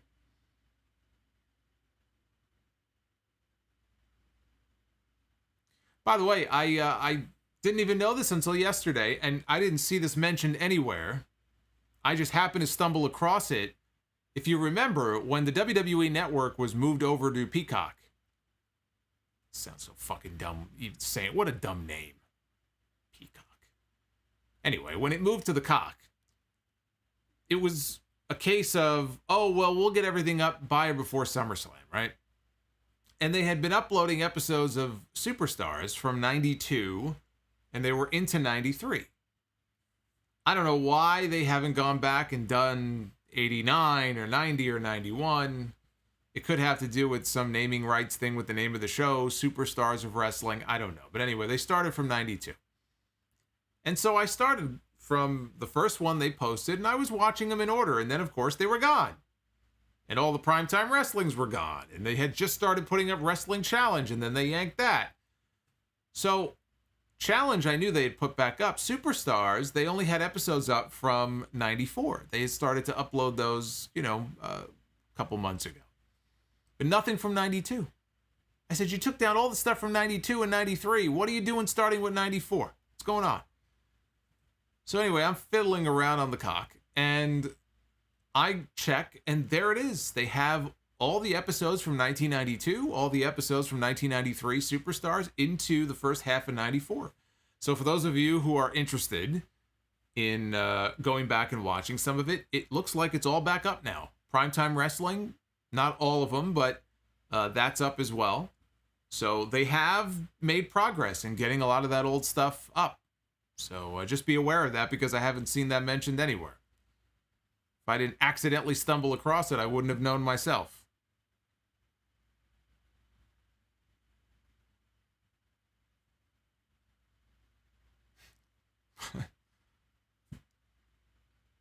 Ace of Master just became a Sound Off Superstar.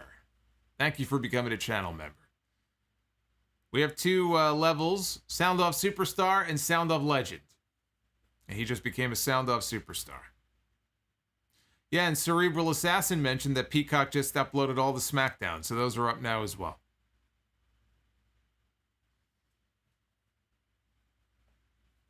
It'd be nice, though, if they actually let people know when they upload these full, complete seasons of these shows, instead of just randomly stumbling across it like, oh, there it is. Whatever, I'm just happy it's up.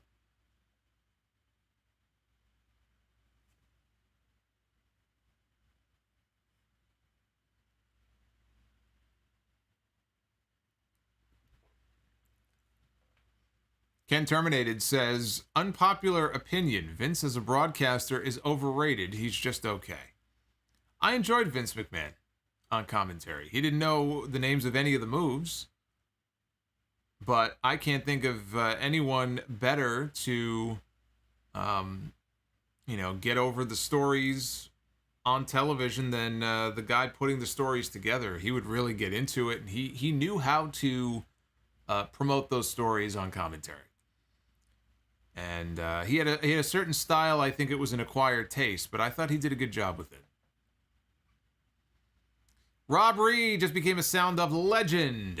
That gives you access to the old retro lost episodes that are not available anywhere else of the Sound Off from the very beginning, including the first show I ever did in 2007. In fact, the other day I just uploaded episode 8, which is the final show right before Christmas 07, where I was talking about Bobby Lashley had been out with an injury.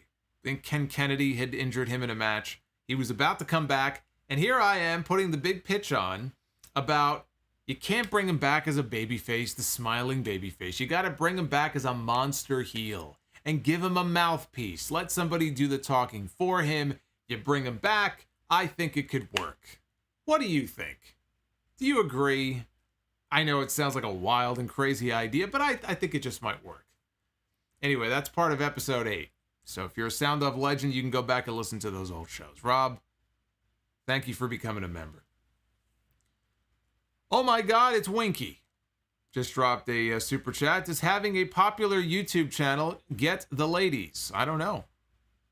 When I have one, I'll let you know.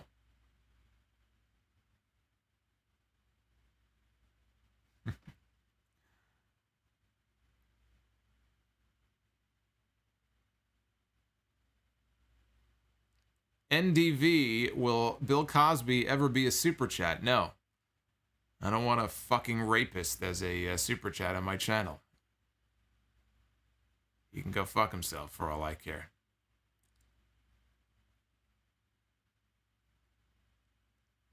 Yeah, we got a lot of Vince McMahon commentator fans here in this chat. See, I knew I wasn't the only one.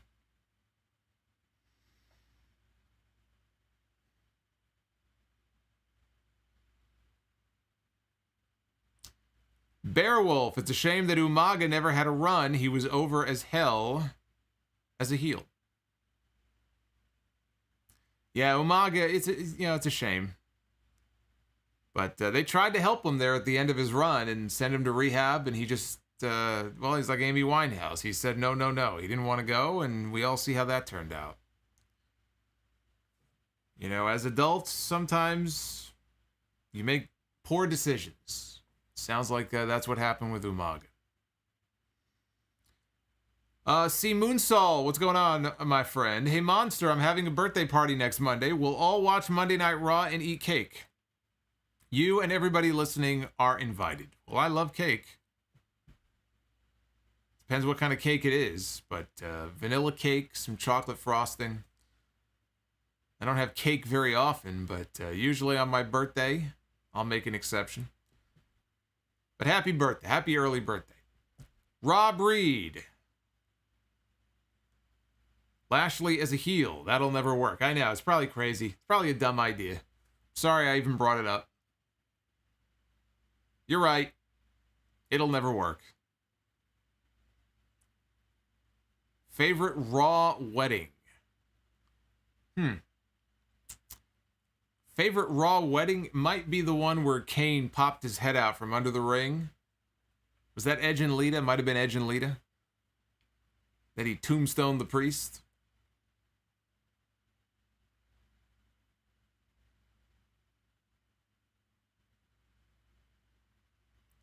Jungle Boy loves cake too. Yeah, it seems like it. Yes.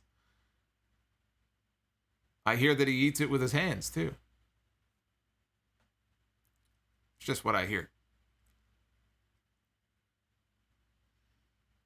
Jacob Fatu is killing it in MLW. Somebody he needs to be on a bigger stage. Apparently he's lost a lot of weight too during this period of time off for MLW. So he's going to be in even better shape when he comes back. I think he dropped like 25 or 30 pounds, he said.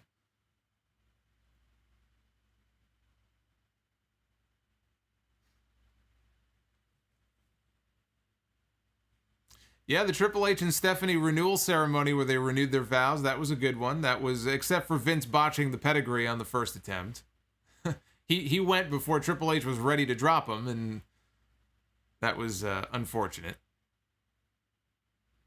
Who do I think will get married on AEW Dynamite? Well, didn't we already see a wedding? We saw Kip and Penelope. That's all the weddings we need. I don't need any more wrestling weddings for a while. No more weddings.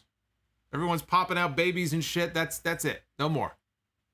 No more of this mushy crap. Let's get back down to violence. That's what wrestling is all about.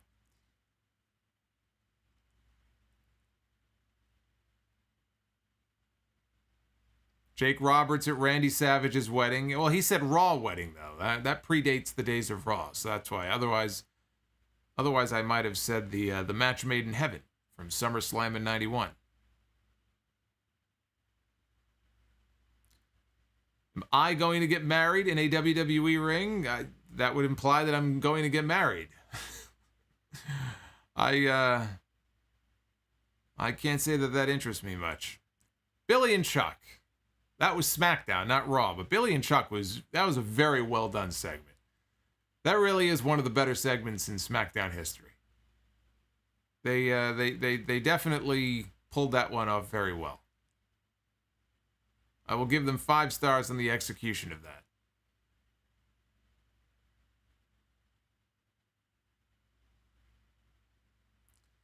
Yeah, Rin says he cringed when we got what chance tonight. Well, you better get used to it because we're going to be getting it a lot more often. And not just in AEW. We're going to be getting it a lot more in WWE. That was the worst, as big of a star as Steve Austin was, and for all that he gave the wrestling industry, the single worst contribution he ever gave to wrestling is that fucking what chant. And to be honest with you, the other contribution that kind of fucked over wrestling is just how hot in such a short period of time that he got. Because there will never be anybody else to rise as high and as quickly as he did to the levels that he did with the types of television audiences and sold out buildings they had. I just don't see anybody in wrestling today who's going to be able to replicate that kind of success. And so everyone's success is sort of measured against that, right? Austin and Rock. And it's almost unfair because who's going to rise to that level? Who do you see right now in wrestling, in AEW or in WWE, who will rise to that level. That would imply that wrestling is as hot as it was back then. It's not. But like in WWE, they don't allow people to get that hot anymore because it's not about making a megastar. It's about the brand. I think John Cena was the last, whether you define him as a megastar or not, might be a matter of opinion, but he was the last one, I think, of that era of creating these stars that are almost larger than the company itself. I don't think WWE wants that anymore. I don't think they want to create a star at that level anymore. I really don't. Then they lose control of them. I don't think they want that. Lakers says Roman is the only one, but Roman is great, but Roman is not at that level. Nobody is at that level right now.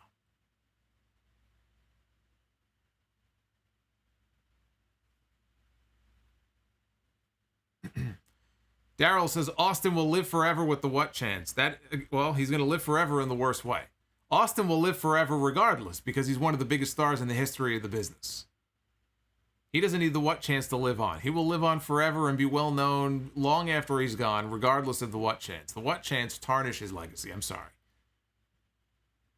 It is the single worst contribution that he ever made, and he has since apologized for it. But it is the single worst contribution he ever made to the wrestling business.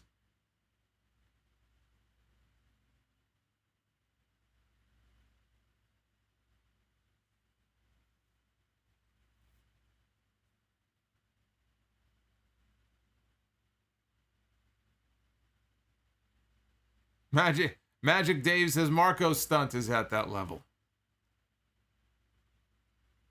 Crowd should be 100% behind the babyface champion, not 50-50 dueling crowd chants.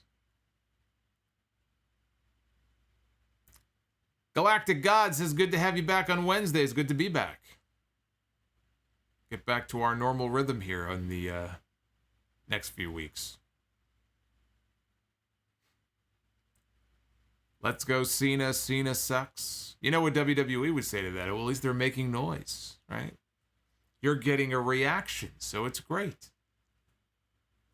But Cena was the last big draw they had. Now, once we get crowds back, we'll see how much of a draw Roman Reigns is. Now they have to get a comparable babyface, which they don't really have right now. They have to work on finding a comparable babyface. Ironically, they're going to be bringing back John Cena, but it can't be him. I'm talking about somebody younger and full-time.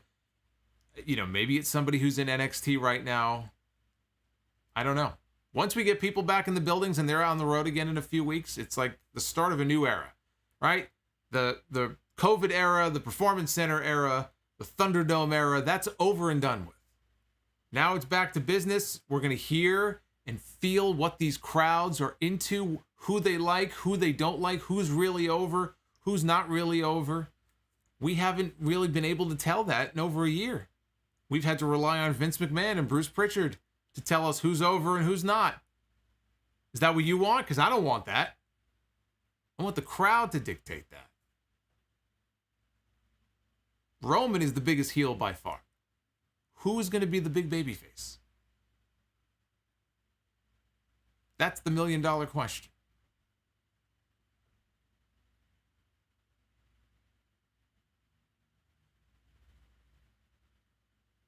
Will they cheer or boo Roman Reigns? They'll boo him. They booed him at WrestleMania. I think they'll boo him.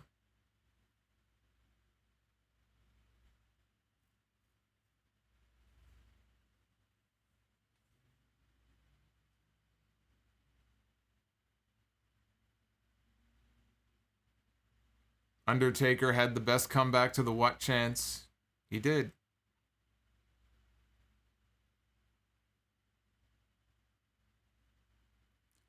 DJT Cartoon says CM Punk was the last wrestler who could have been a big star, but they blew it. Well, we'll never know. I don't want to say that he would have gotten to Austin level because I don't believe that, but could he have been bigger than he was? Oh, yeah. Without a doubt. In fact, as much success as he had in the summer and the fall of 2011, Summer of Punk, right? The start of his 434-day title reign. Even still, they bungled that. They bungled that. Coming out of Money in the Bank when he won the belt, they dropped the ball on that whole thing. He got over in spite of it, but he could have been even bigger. That's the shame. Perk Angle. Perk Angle is not going to be saving the day. Perk Angle is done. Perk Angle is retired.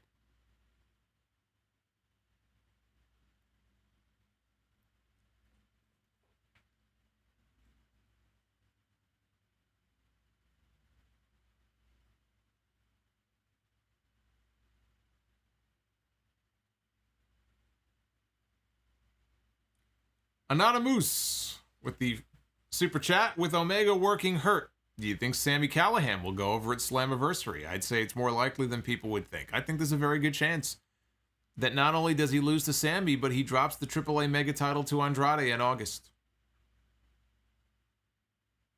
I think he may be slowly dropping that gold until he drops the AEW belt to Hangman. And then he'll probably take some time off to heal up, because they're going to need him. They're going to need him to come back healthy. Maybe he'll come back as a babyface.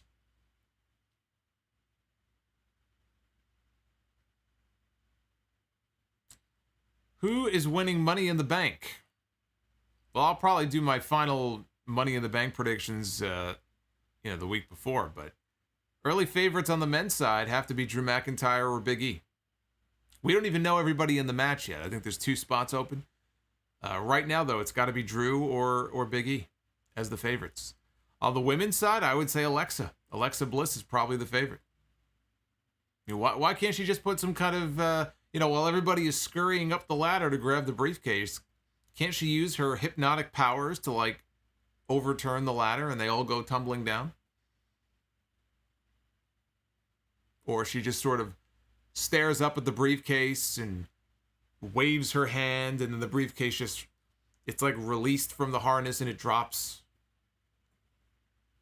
See, the one thing is that they're going to be back in front of a live crowd for Money in the Bank. So some of this magic shit is not going to work in front of the live audiences.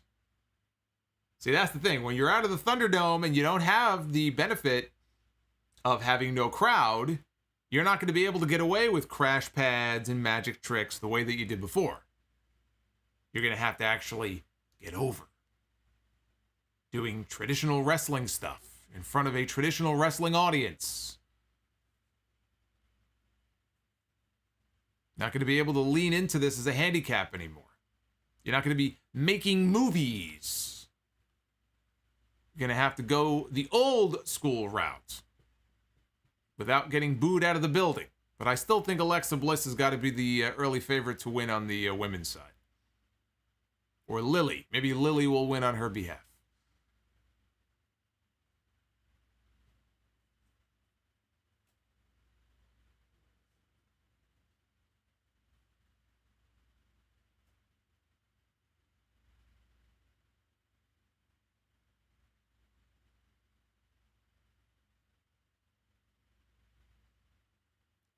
Sports entertainment. That's right. Sports entertainment, pal. Well, there's good sports entertainment, and then there's bad sports entertainment. We've seen a lot of bad sports entertainment in the last several months. We've seen good, but we've seen a lot of bad as well.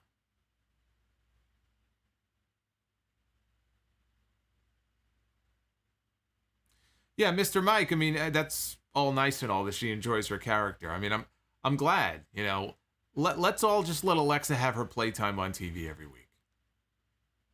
Mike can't understand why people aren't allowing Alexa just to have some fun. You know what? He might be right. I think, guys, I think we've been very hard on Alexa Bliss. I think I owe an apology. I think we all owe an apology right now. I think Mike is right. Why can't we just let Alexa have her fun? We'll just sit here and, let her eat up these segments on TV. But as long as she's having fun, I mean, that's really all that matters, right? I mean, as long as they're having fun. Sure, when Triple H was fucking a corpse on TV, he might have been enjoying himself. I mean, can't we let Triple H have some fun? What's wrong with us that we can't let Triple H go ahead and fuck a corpse on TV? If that's what he wants to do, let the man have fun. You're right. You're right.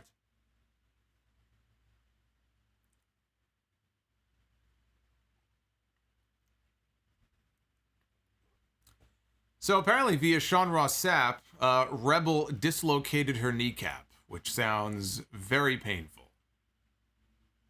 Very painful. So, and it will keep her out of action for a while. But I wasn't sure if she had an ACL tear or a broken leg. So that actually sounds like the lesser of the evils that I was kind of thinking it could be. But that still does not sound like a fun injury. So, best wishes to Rebel. That sucks, but hopefully she'll get well soon.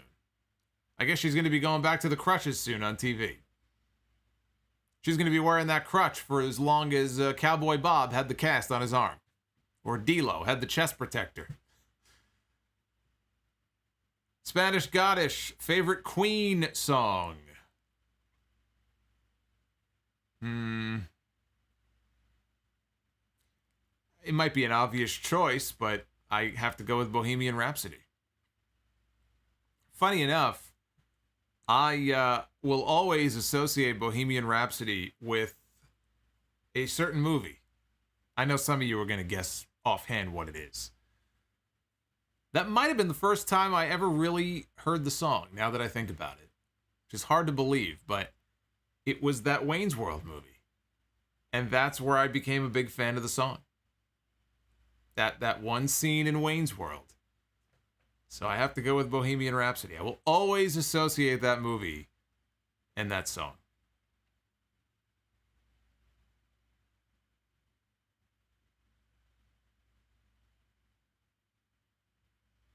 Yeah, We Will Rock You. Another classic. Oh, another one bites the dust. How could I forget? Yeah, that's another favorite. That is another favorite as well.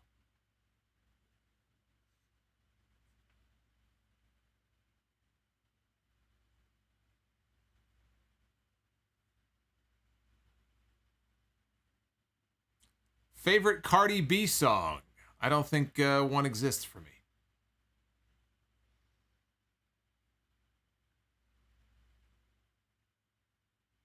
I don't think I could legitimately even name you a Cardi B song. I mean, if you force me to name one song right now, I don't think I could tell you one. I'm sure I've heard of a bunch of them, but I couldn't actually tell you what they are.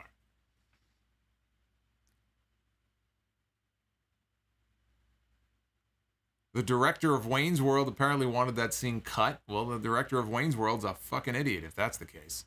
That's the only thing I remember about that whole movie.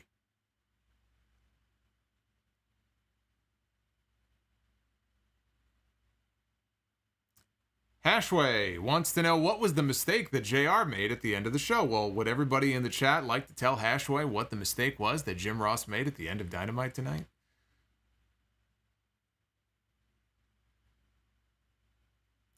Spanish Goddess, oh yeah, I met the $1 Million Man on Sunday and the dude was awesome. What is your favorite memory of Rick Rude?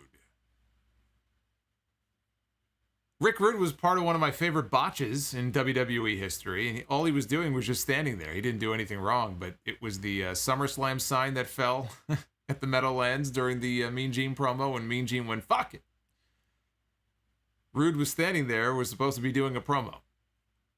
But beyond that, I enjoyed Rick Rude's overselling of atomic drops. And I very much enjoyed the second match that he had with the Ultimate Warrior. Their match at SummerSlam 89. I thought was really good. I really enjoyed that. Is it true that my favorite Halloween movie is Halloween Resurrection? Haha. No.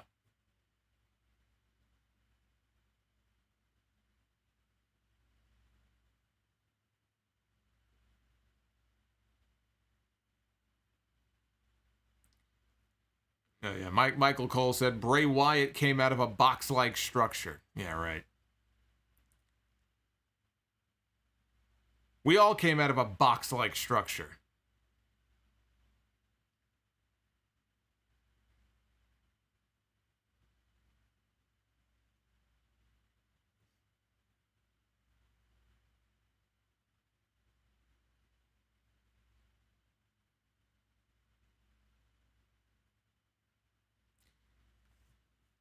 All right, guys. I think it's about that time. We should wrap this show up. I am enjoying scanning your chats here.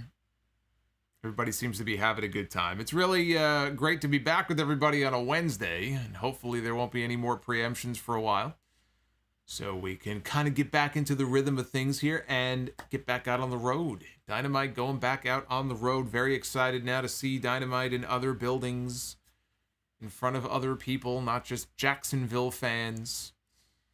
And of course, I'll be back with you for the Dynamite stream next Wednesday. I'll be with you this weekend, in fact, for episode 711 of the Sound Off, a July 4th Sound Off. Celebrate your Independence Day with the podcast this Sunday, because we'll be doing all the latest news of the week. We'll talk about Raw, SmackDown, NXT, which is just going down, down, down. Did you see the ratings this week? They've gone in the last 3 weeks. NXT has gone from something like 690 something. All right. We're back. I told you that might happen. We've got, look, Con Ed is just cutting power left and right. They're lowering the voltage. We got it's like 94 degrees outside. So I told you that might happen. I was literally about to end the stream, and then boom. Everything like flickered, and then the internet disconnected. Oh boy. You know, I'm over this summer shit, by the way. I'm ready for winter. Let's just bring on the winter. Enough of this summer crap. Oh my god, it's only June. I mean, summer just started, and already with the freaking blackouts and stuff. That's not good, man. That is not a good sign. Yeah, I've been resurrected.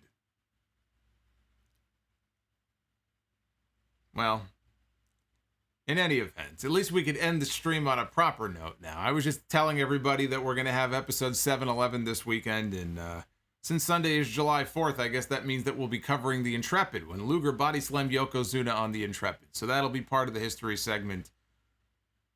Looking forward to talking about that. Oh, Abdul Rahman says right now in Kuwait, it is 122 degrees Fahrenheit. Oh, I don't want that. How do you deal with that? That's like Death Valley out west. It's like 120 every day there.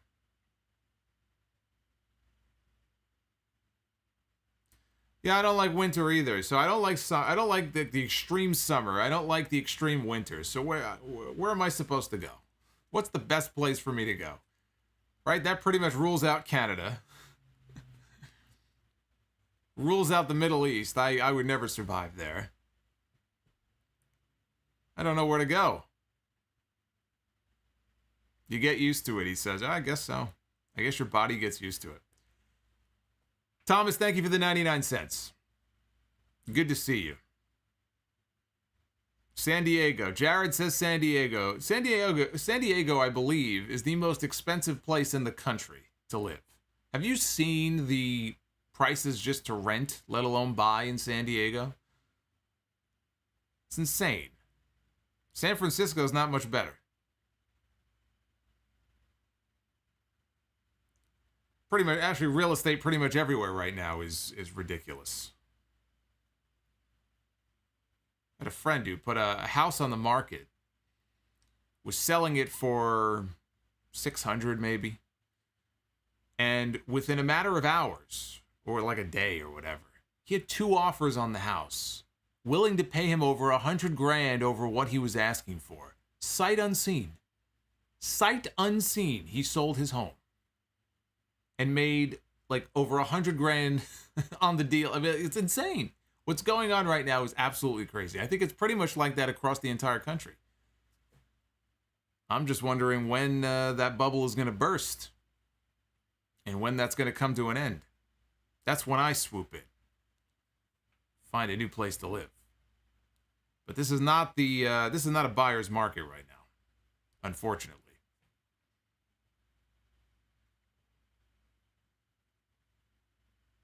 Yeah, Lakers says even in Vegas, rent is skyrocketing. It's skyrocketing everywhere. I don't think there's any place, maybe in the middle of the country. Maybe in the middle of the country it's not happening, but East Coast, West Coast, I mean, any of the major cities, forget about it. There's no way. People are buying stuff up like crazy right now.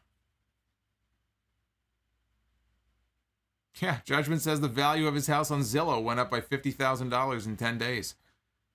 I mean, it's a seller's market, hey. But if you're looking to buy something, forget about it. It's insane. Yeah, Grim, I saw those stories. There's a story on Bloomberg about that. You also have investment firms that are buying up properties so they can rent them out. That's a problem too. That's not the only thing driving this, but I read that same story. It's infuriating. I guess there's nothing technically illegal about it, but yeah, they're just buying all these homes up so that they can turn around and rent them out to, who knows what kind of price. It's ridiculous.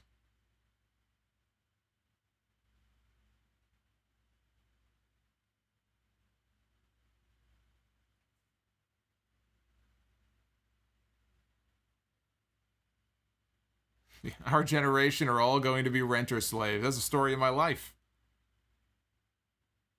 We're all renter slaves. That's right. We are a renter nation.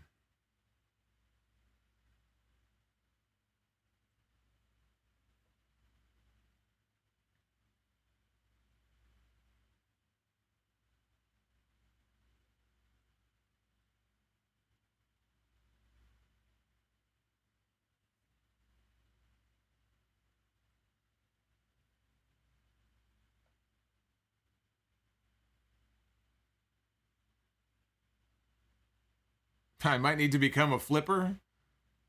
Yeah. Solomonster starts flipping homes. If I knew what I was doing, I might just do that.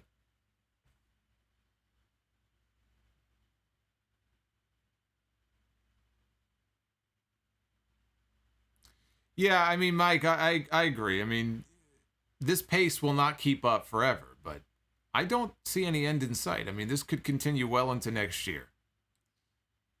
So I don't know when this is going to come to an end. It's impossible. You look at stuff on any of these real estate apps, like on Zillow and stuff. Like I'll just look casually at like what's available in certain areas and stuff. And you come across stuff like, oh, this looks kind of nice, right? So you hit the little heart to favorite it. You come back to it a few days later, it's gone. If even that long. They disappear. As soon as they open, they close, just like that. And some of these houses aren't even really all that impressive. Some of them are little tiny nothings. I mean, that are selling for $500,000, $600,000, $700,000. It's insane.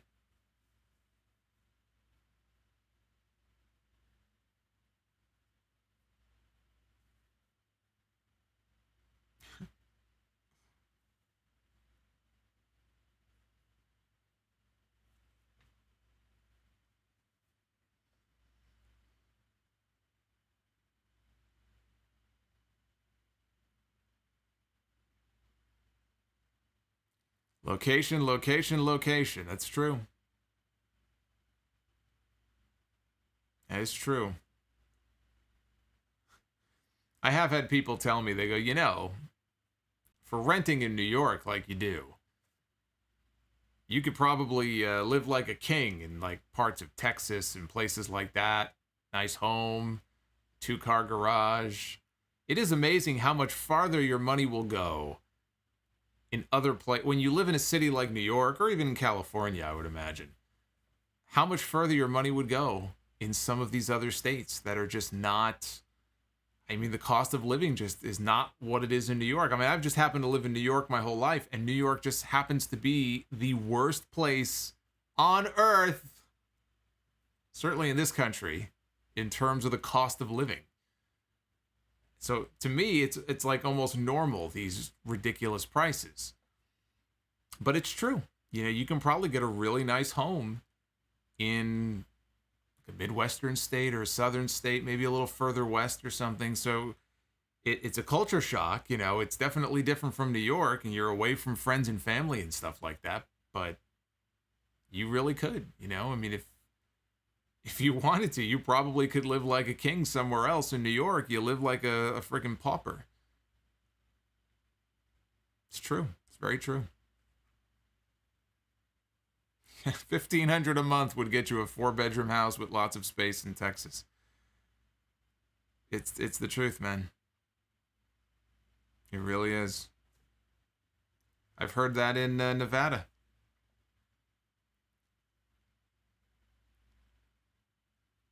Now let me check something here, because this is the third time I've seen a message. We've talked about Rebel getting injured earlier tonight, but this is the third message I've seen about MJF being injured. Now I just took that to be him selling his knee in the main event. So I don't know if people are just believing that he hurt himself, or if you're actually seeing this reported anywhere. I am not, so I'm going to just assume that it was a sell job. But once I get out of here, I'll fish around and see if there's anything to it. But yes, Rebel did get hurt. Rebel, I believe somebody mentioned before that it was a dislocated kneecap. So it appears as if that was the injury. Let me just check here and see if I could see something about MJF. Let me see if I could see what's going on here. Yeah, no, I'm not seeing anything. So we'll see. I mean, look, if he is hurt, believe me, we'll find out about it very soon. But I think it was just selling, I think. Yeah, James, he did barely any moves after that because they were heading to the finish. So I wouldn't read too much into that.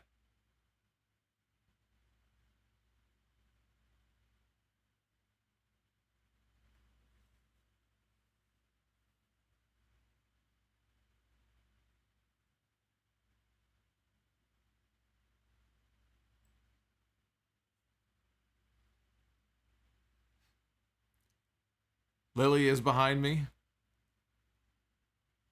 I don't see Lily anywhere. Oh, wait, there she is. Holy shit. No. Just a reflection in the wall. No Lily.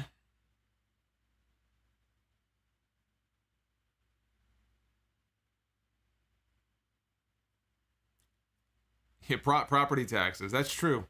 That's the one thing that you sometimes don't think about. I had Jared in the chat before talking about Long Island, and I've you know, thought about maybe making my way out there, but I mean, there are places in Nassau County you could be paying $20,000 in property taxes. That's just ridiculous. So I feel like you're going to get hit by taxes no matter where you go. Some places are worse than others. Nassau County out on Long Island is probably among the worst in the nation.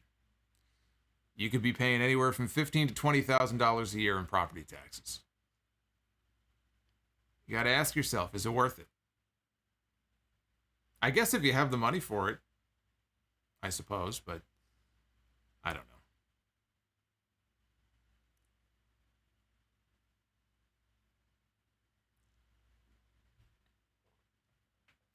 El Paso, Texas is affordable, yes. Probably very hot down there too, right? In El Paso?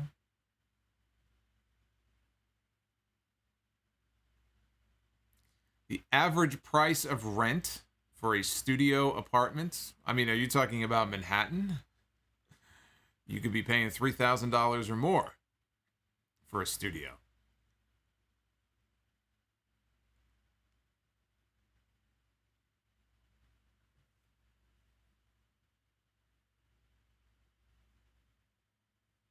Favorite horror movie monster? The Cloverfield monster. Clovey.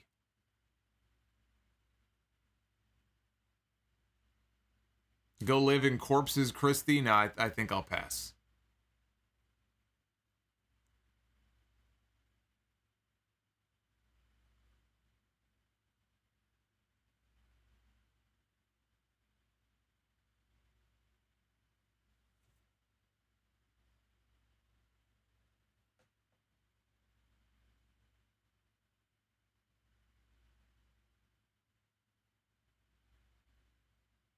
Ghosts and Goblins. I used to play that on Nintendo. Yeah.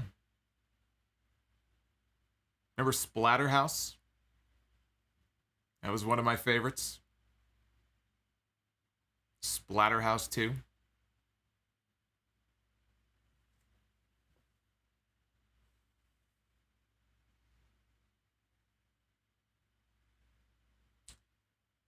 Frost, yeah, I've thought about it, yeah. I've thought about it.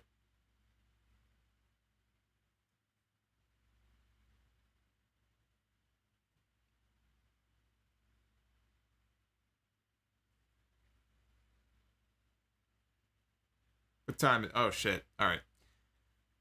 Let's, I was so wrapped up in the chat, I didn't realize how late it was getting. All right, so let's wrap this up here, because I got to get up at 6 a.m. Thank you for joining me tonight. I'm sorry for the little hiccup in the stream, but like I said, with the power going in and out and everything, I knew that was going to happen.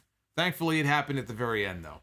But thank you for sticking with me, and hit that like button if you haven't already done so on your way out. We will be back next Wednesday. First Dynamite on the road in a very long time. And as I mentioned, episode 711 of The Sound Off is coming up this Sunday. I hope you will tune in. Until then, be well, stay safe, have yourselves a great week. And I will see you again for more Dynamite. Back on Wednesdays, and it feels so good. See you next week. Take care, guys.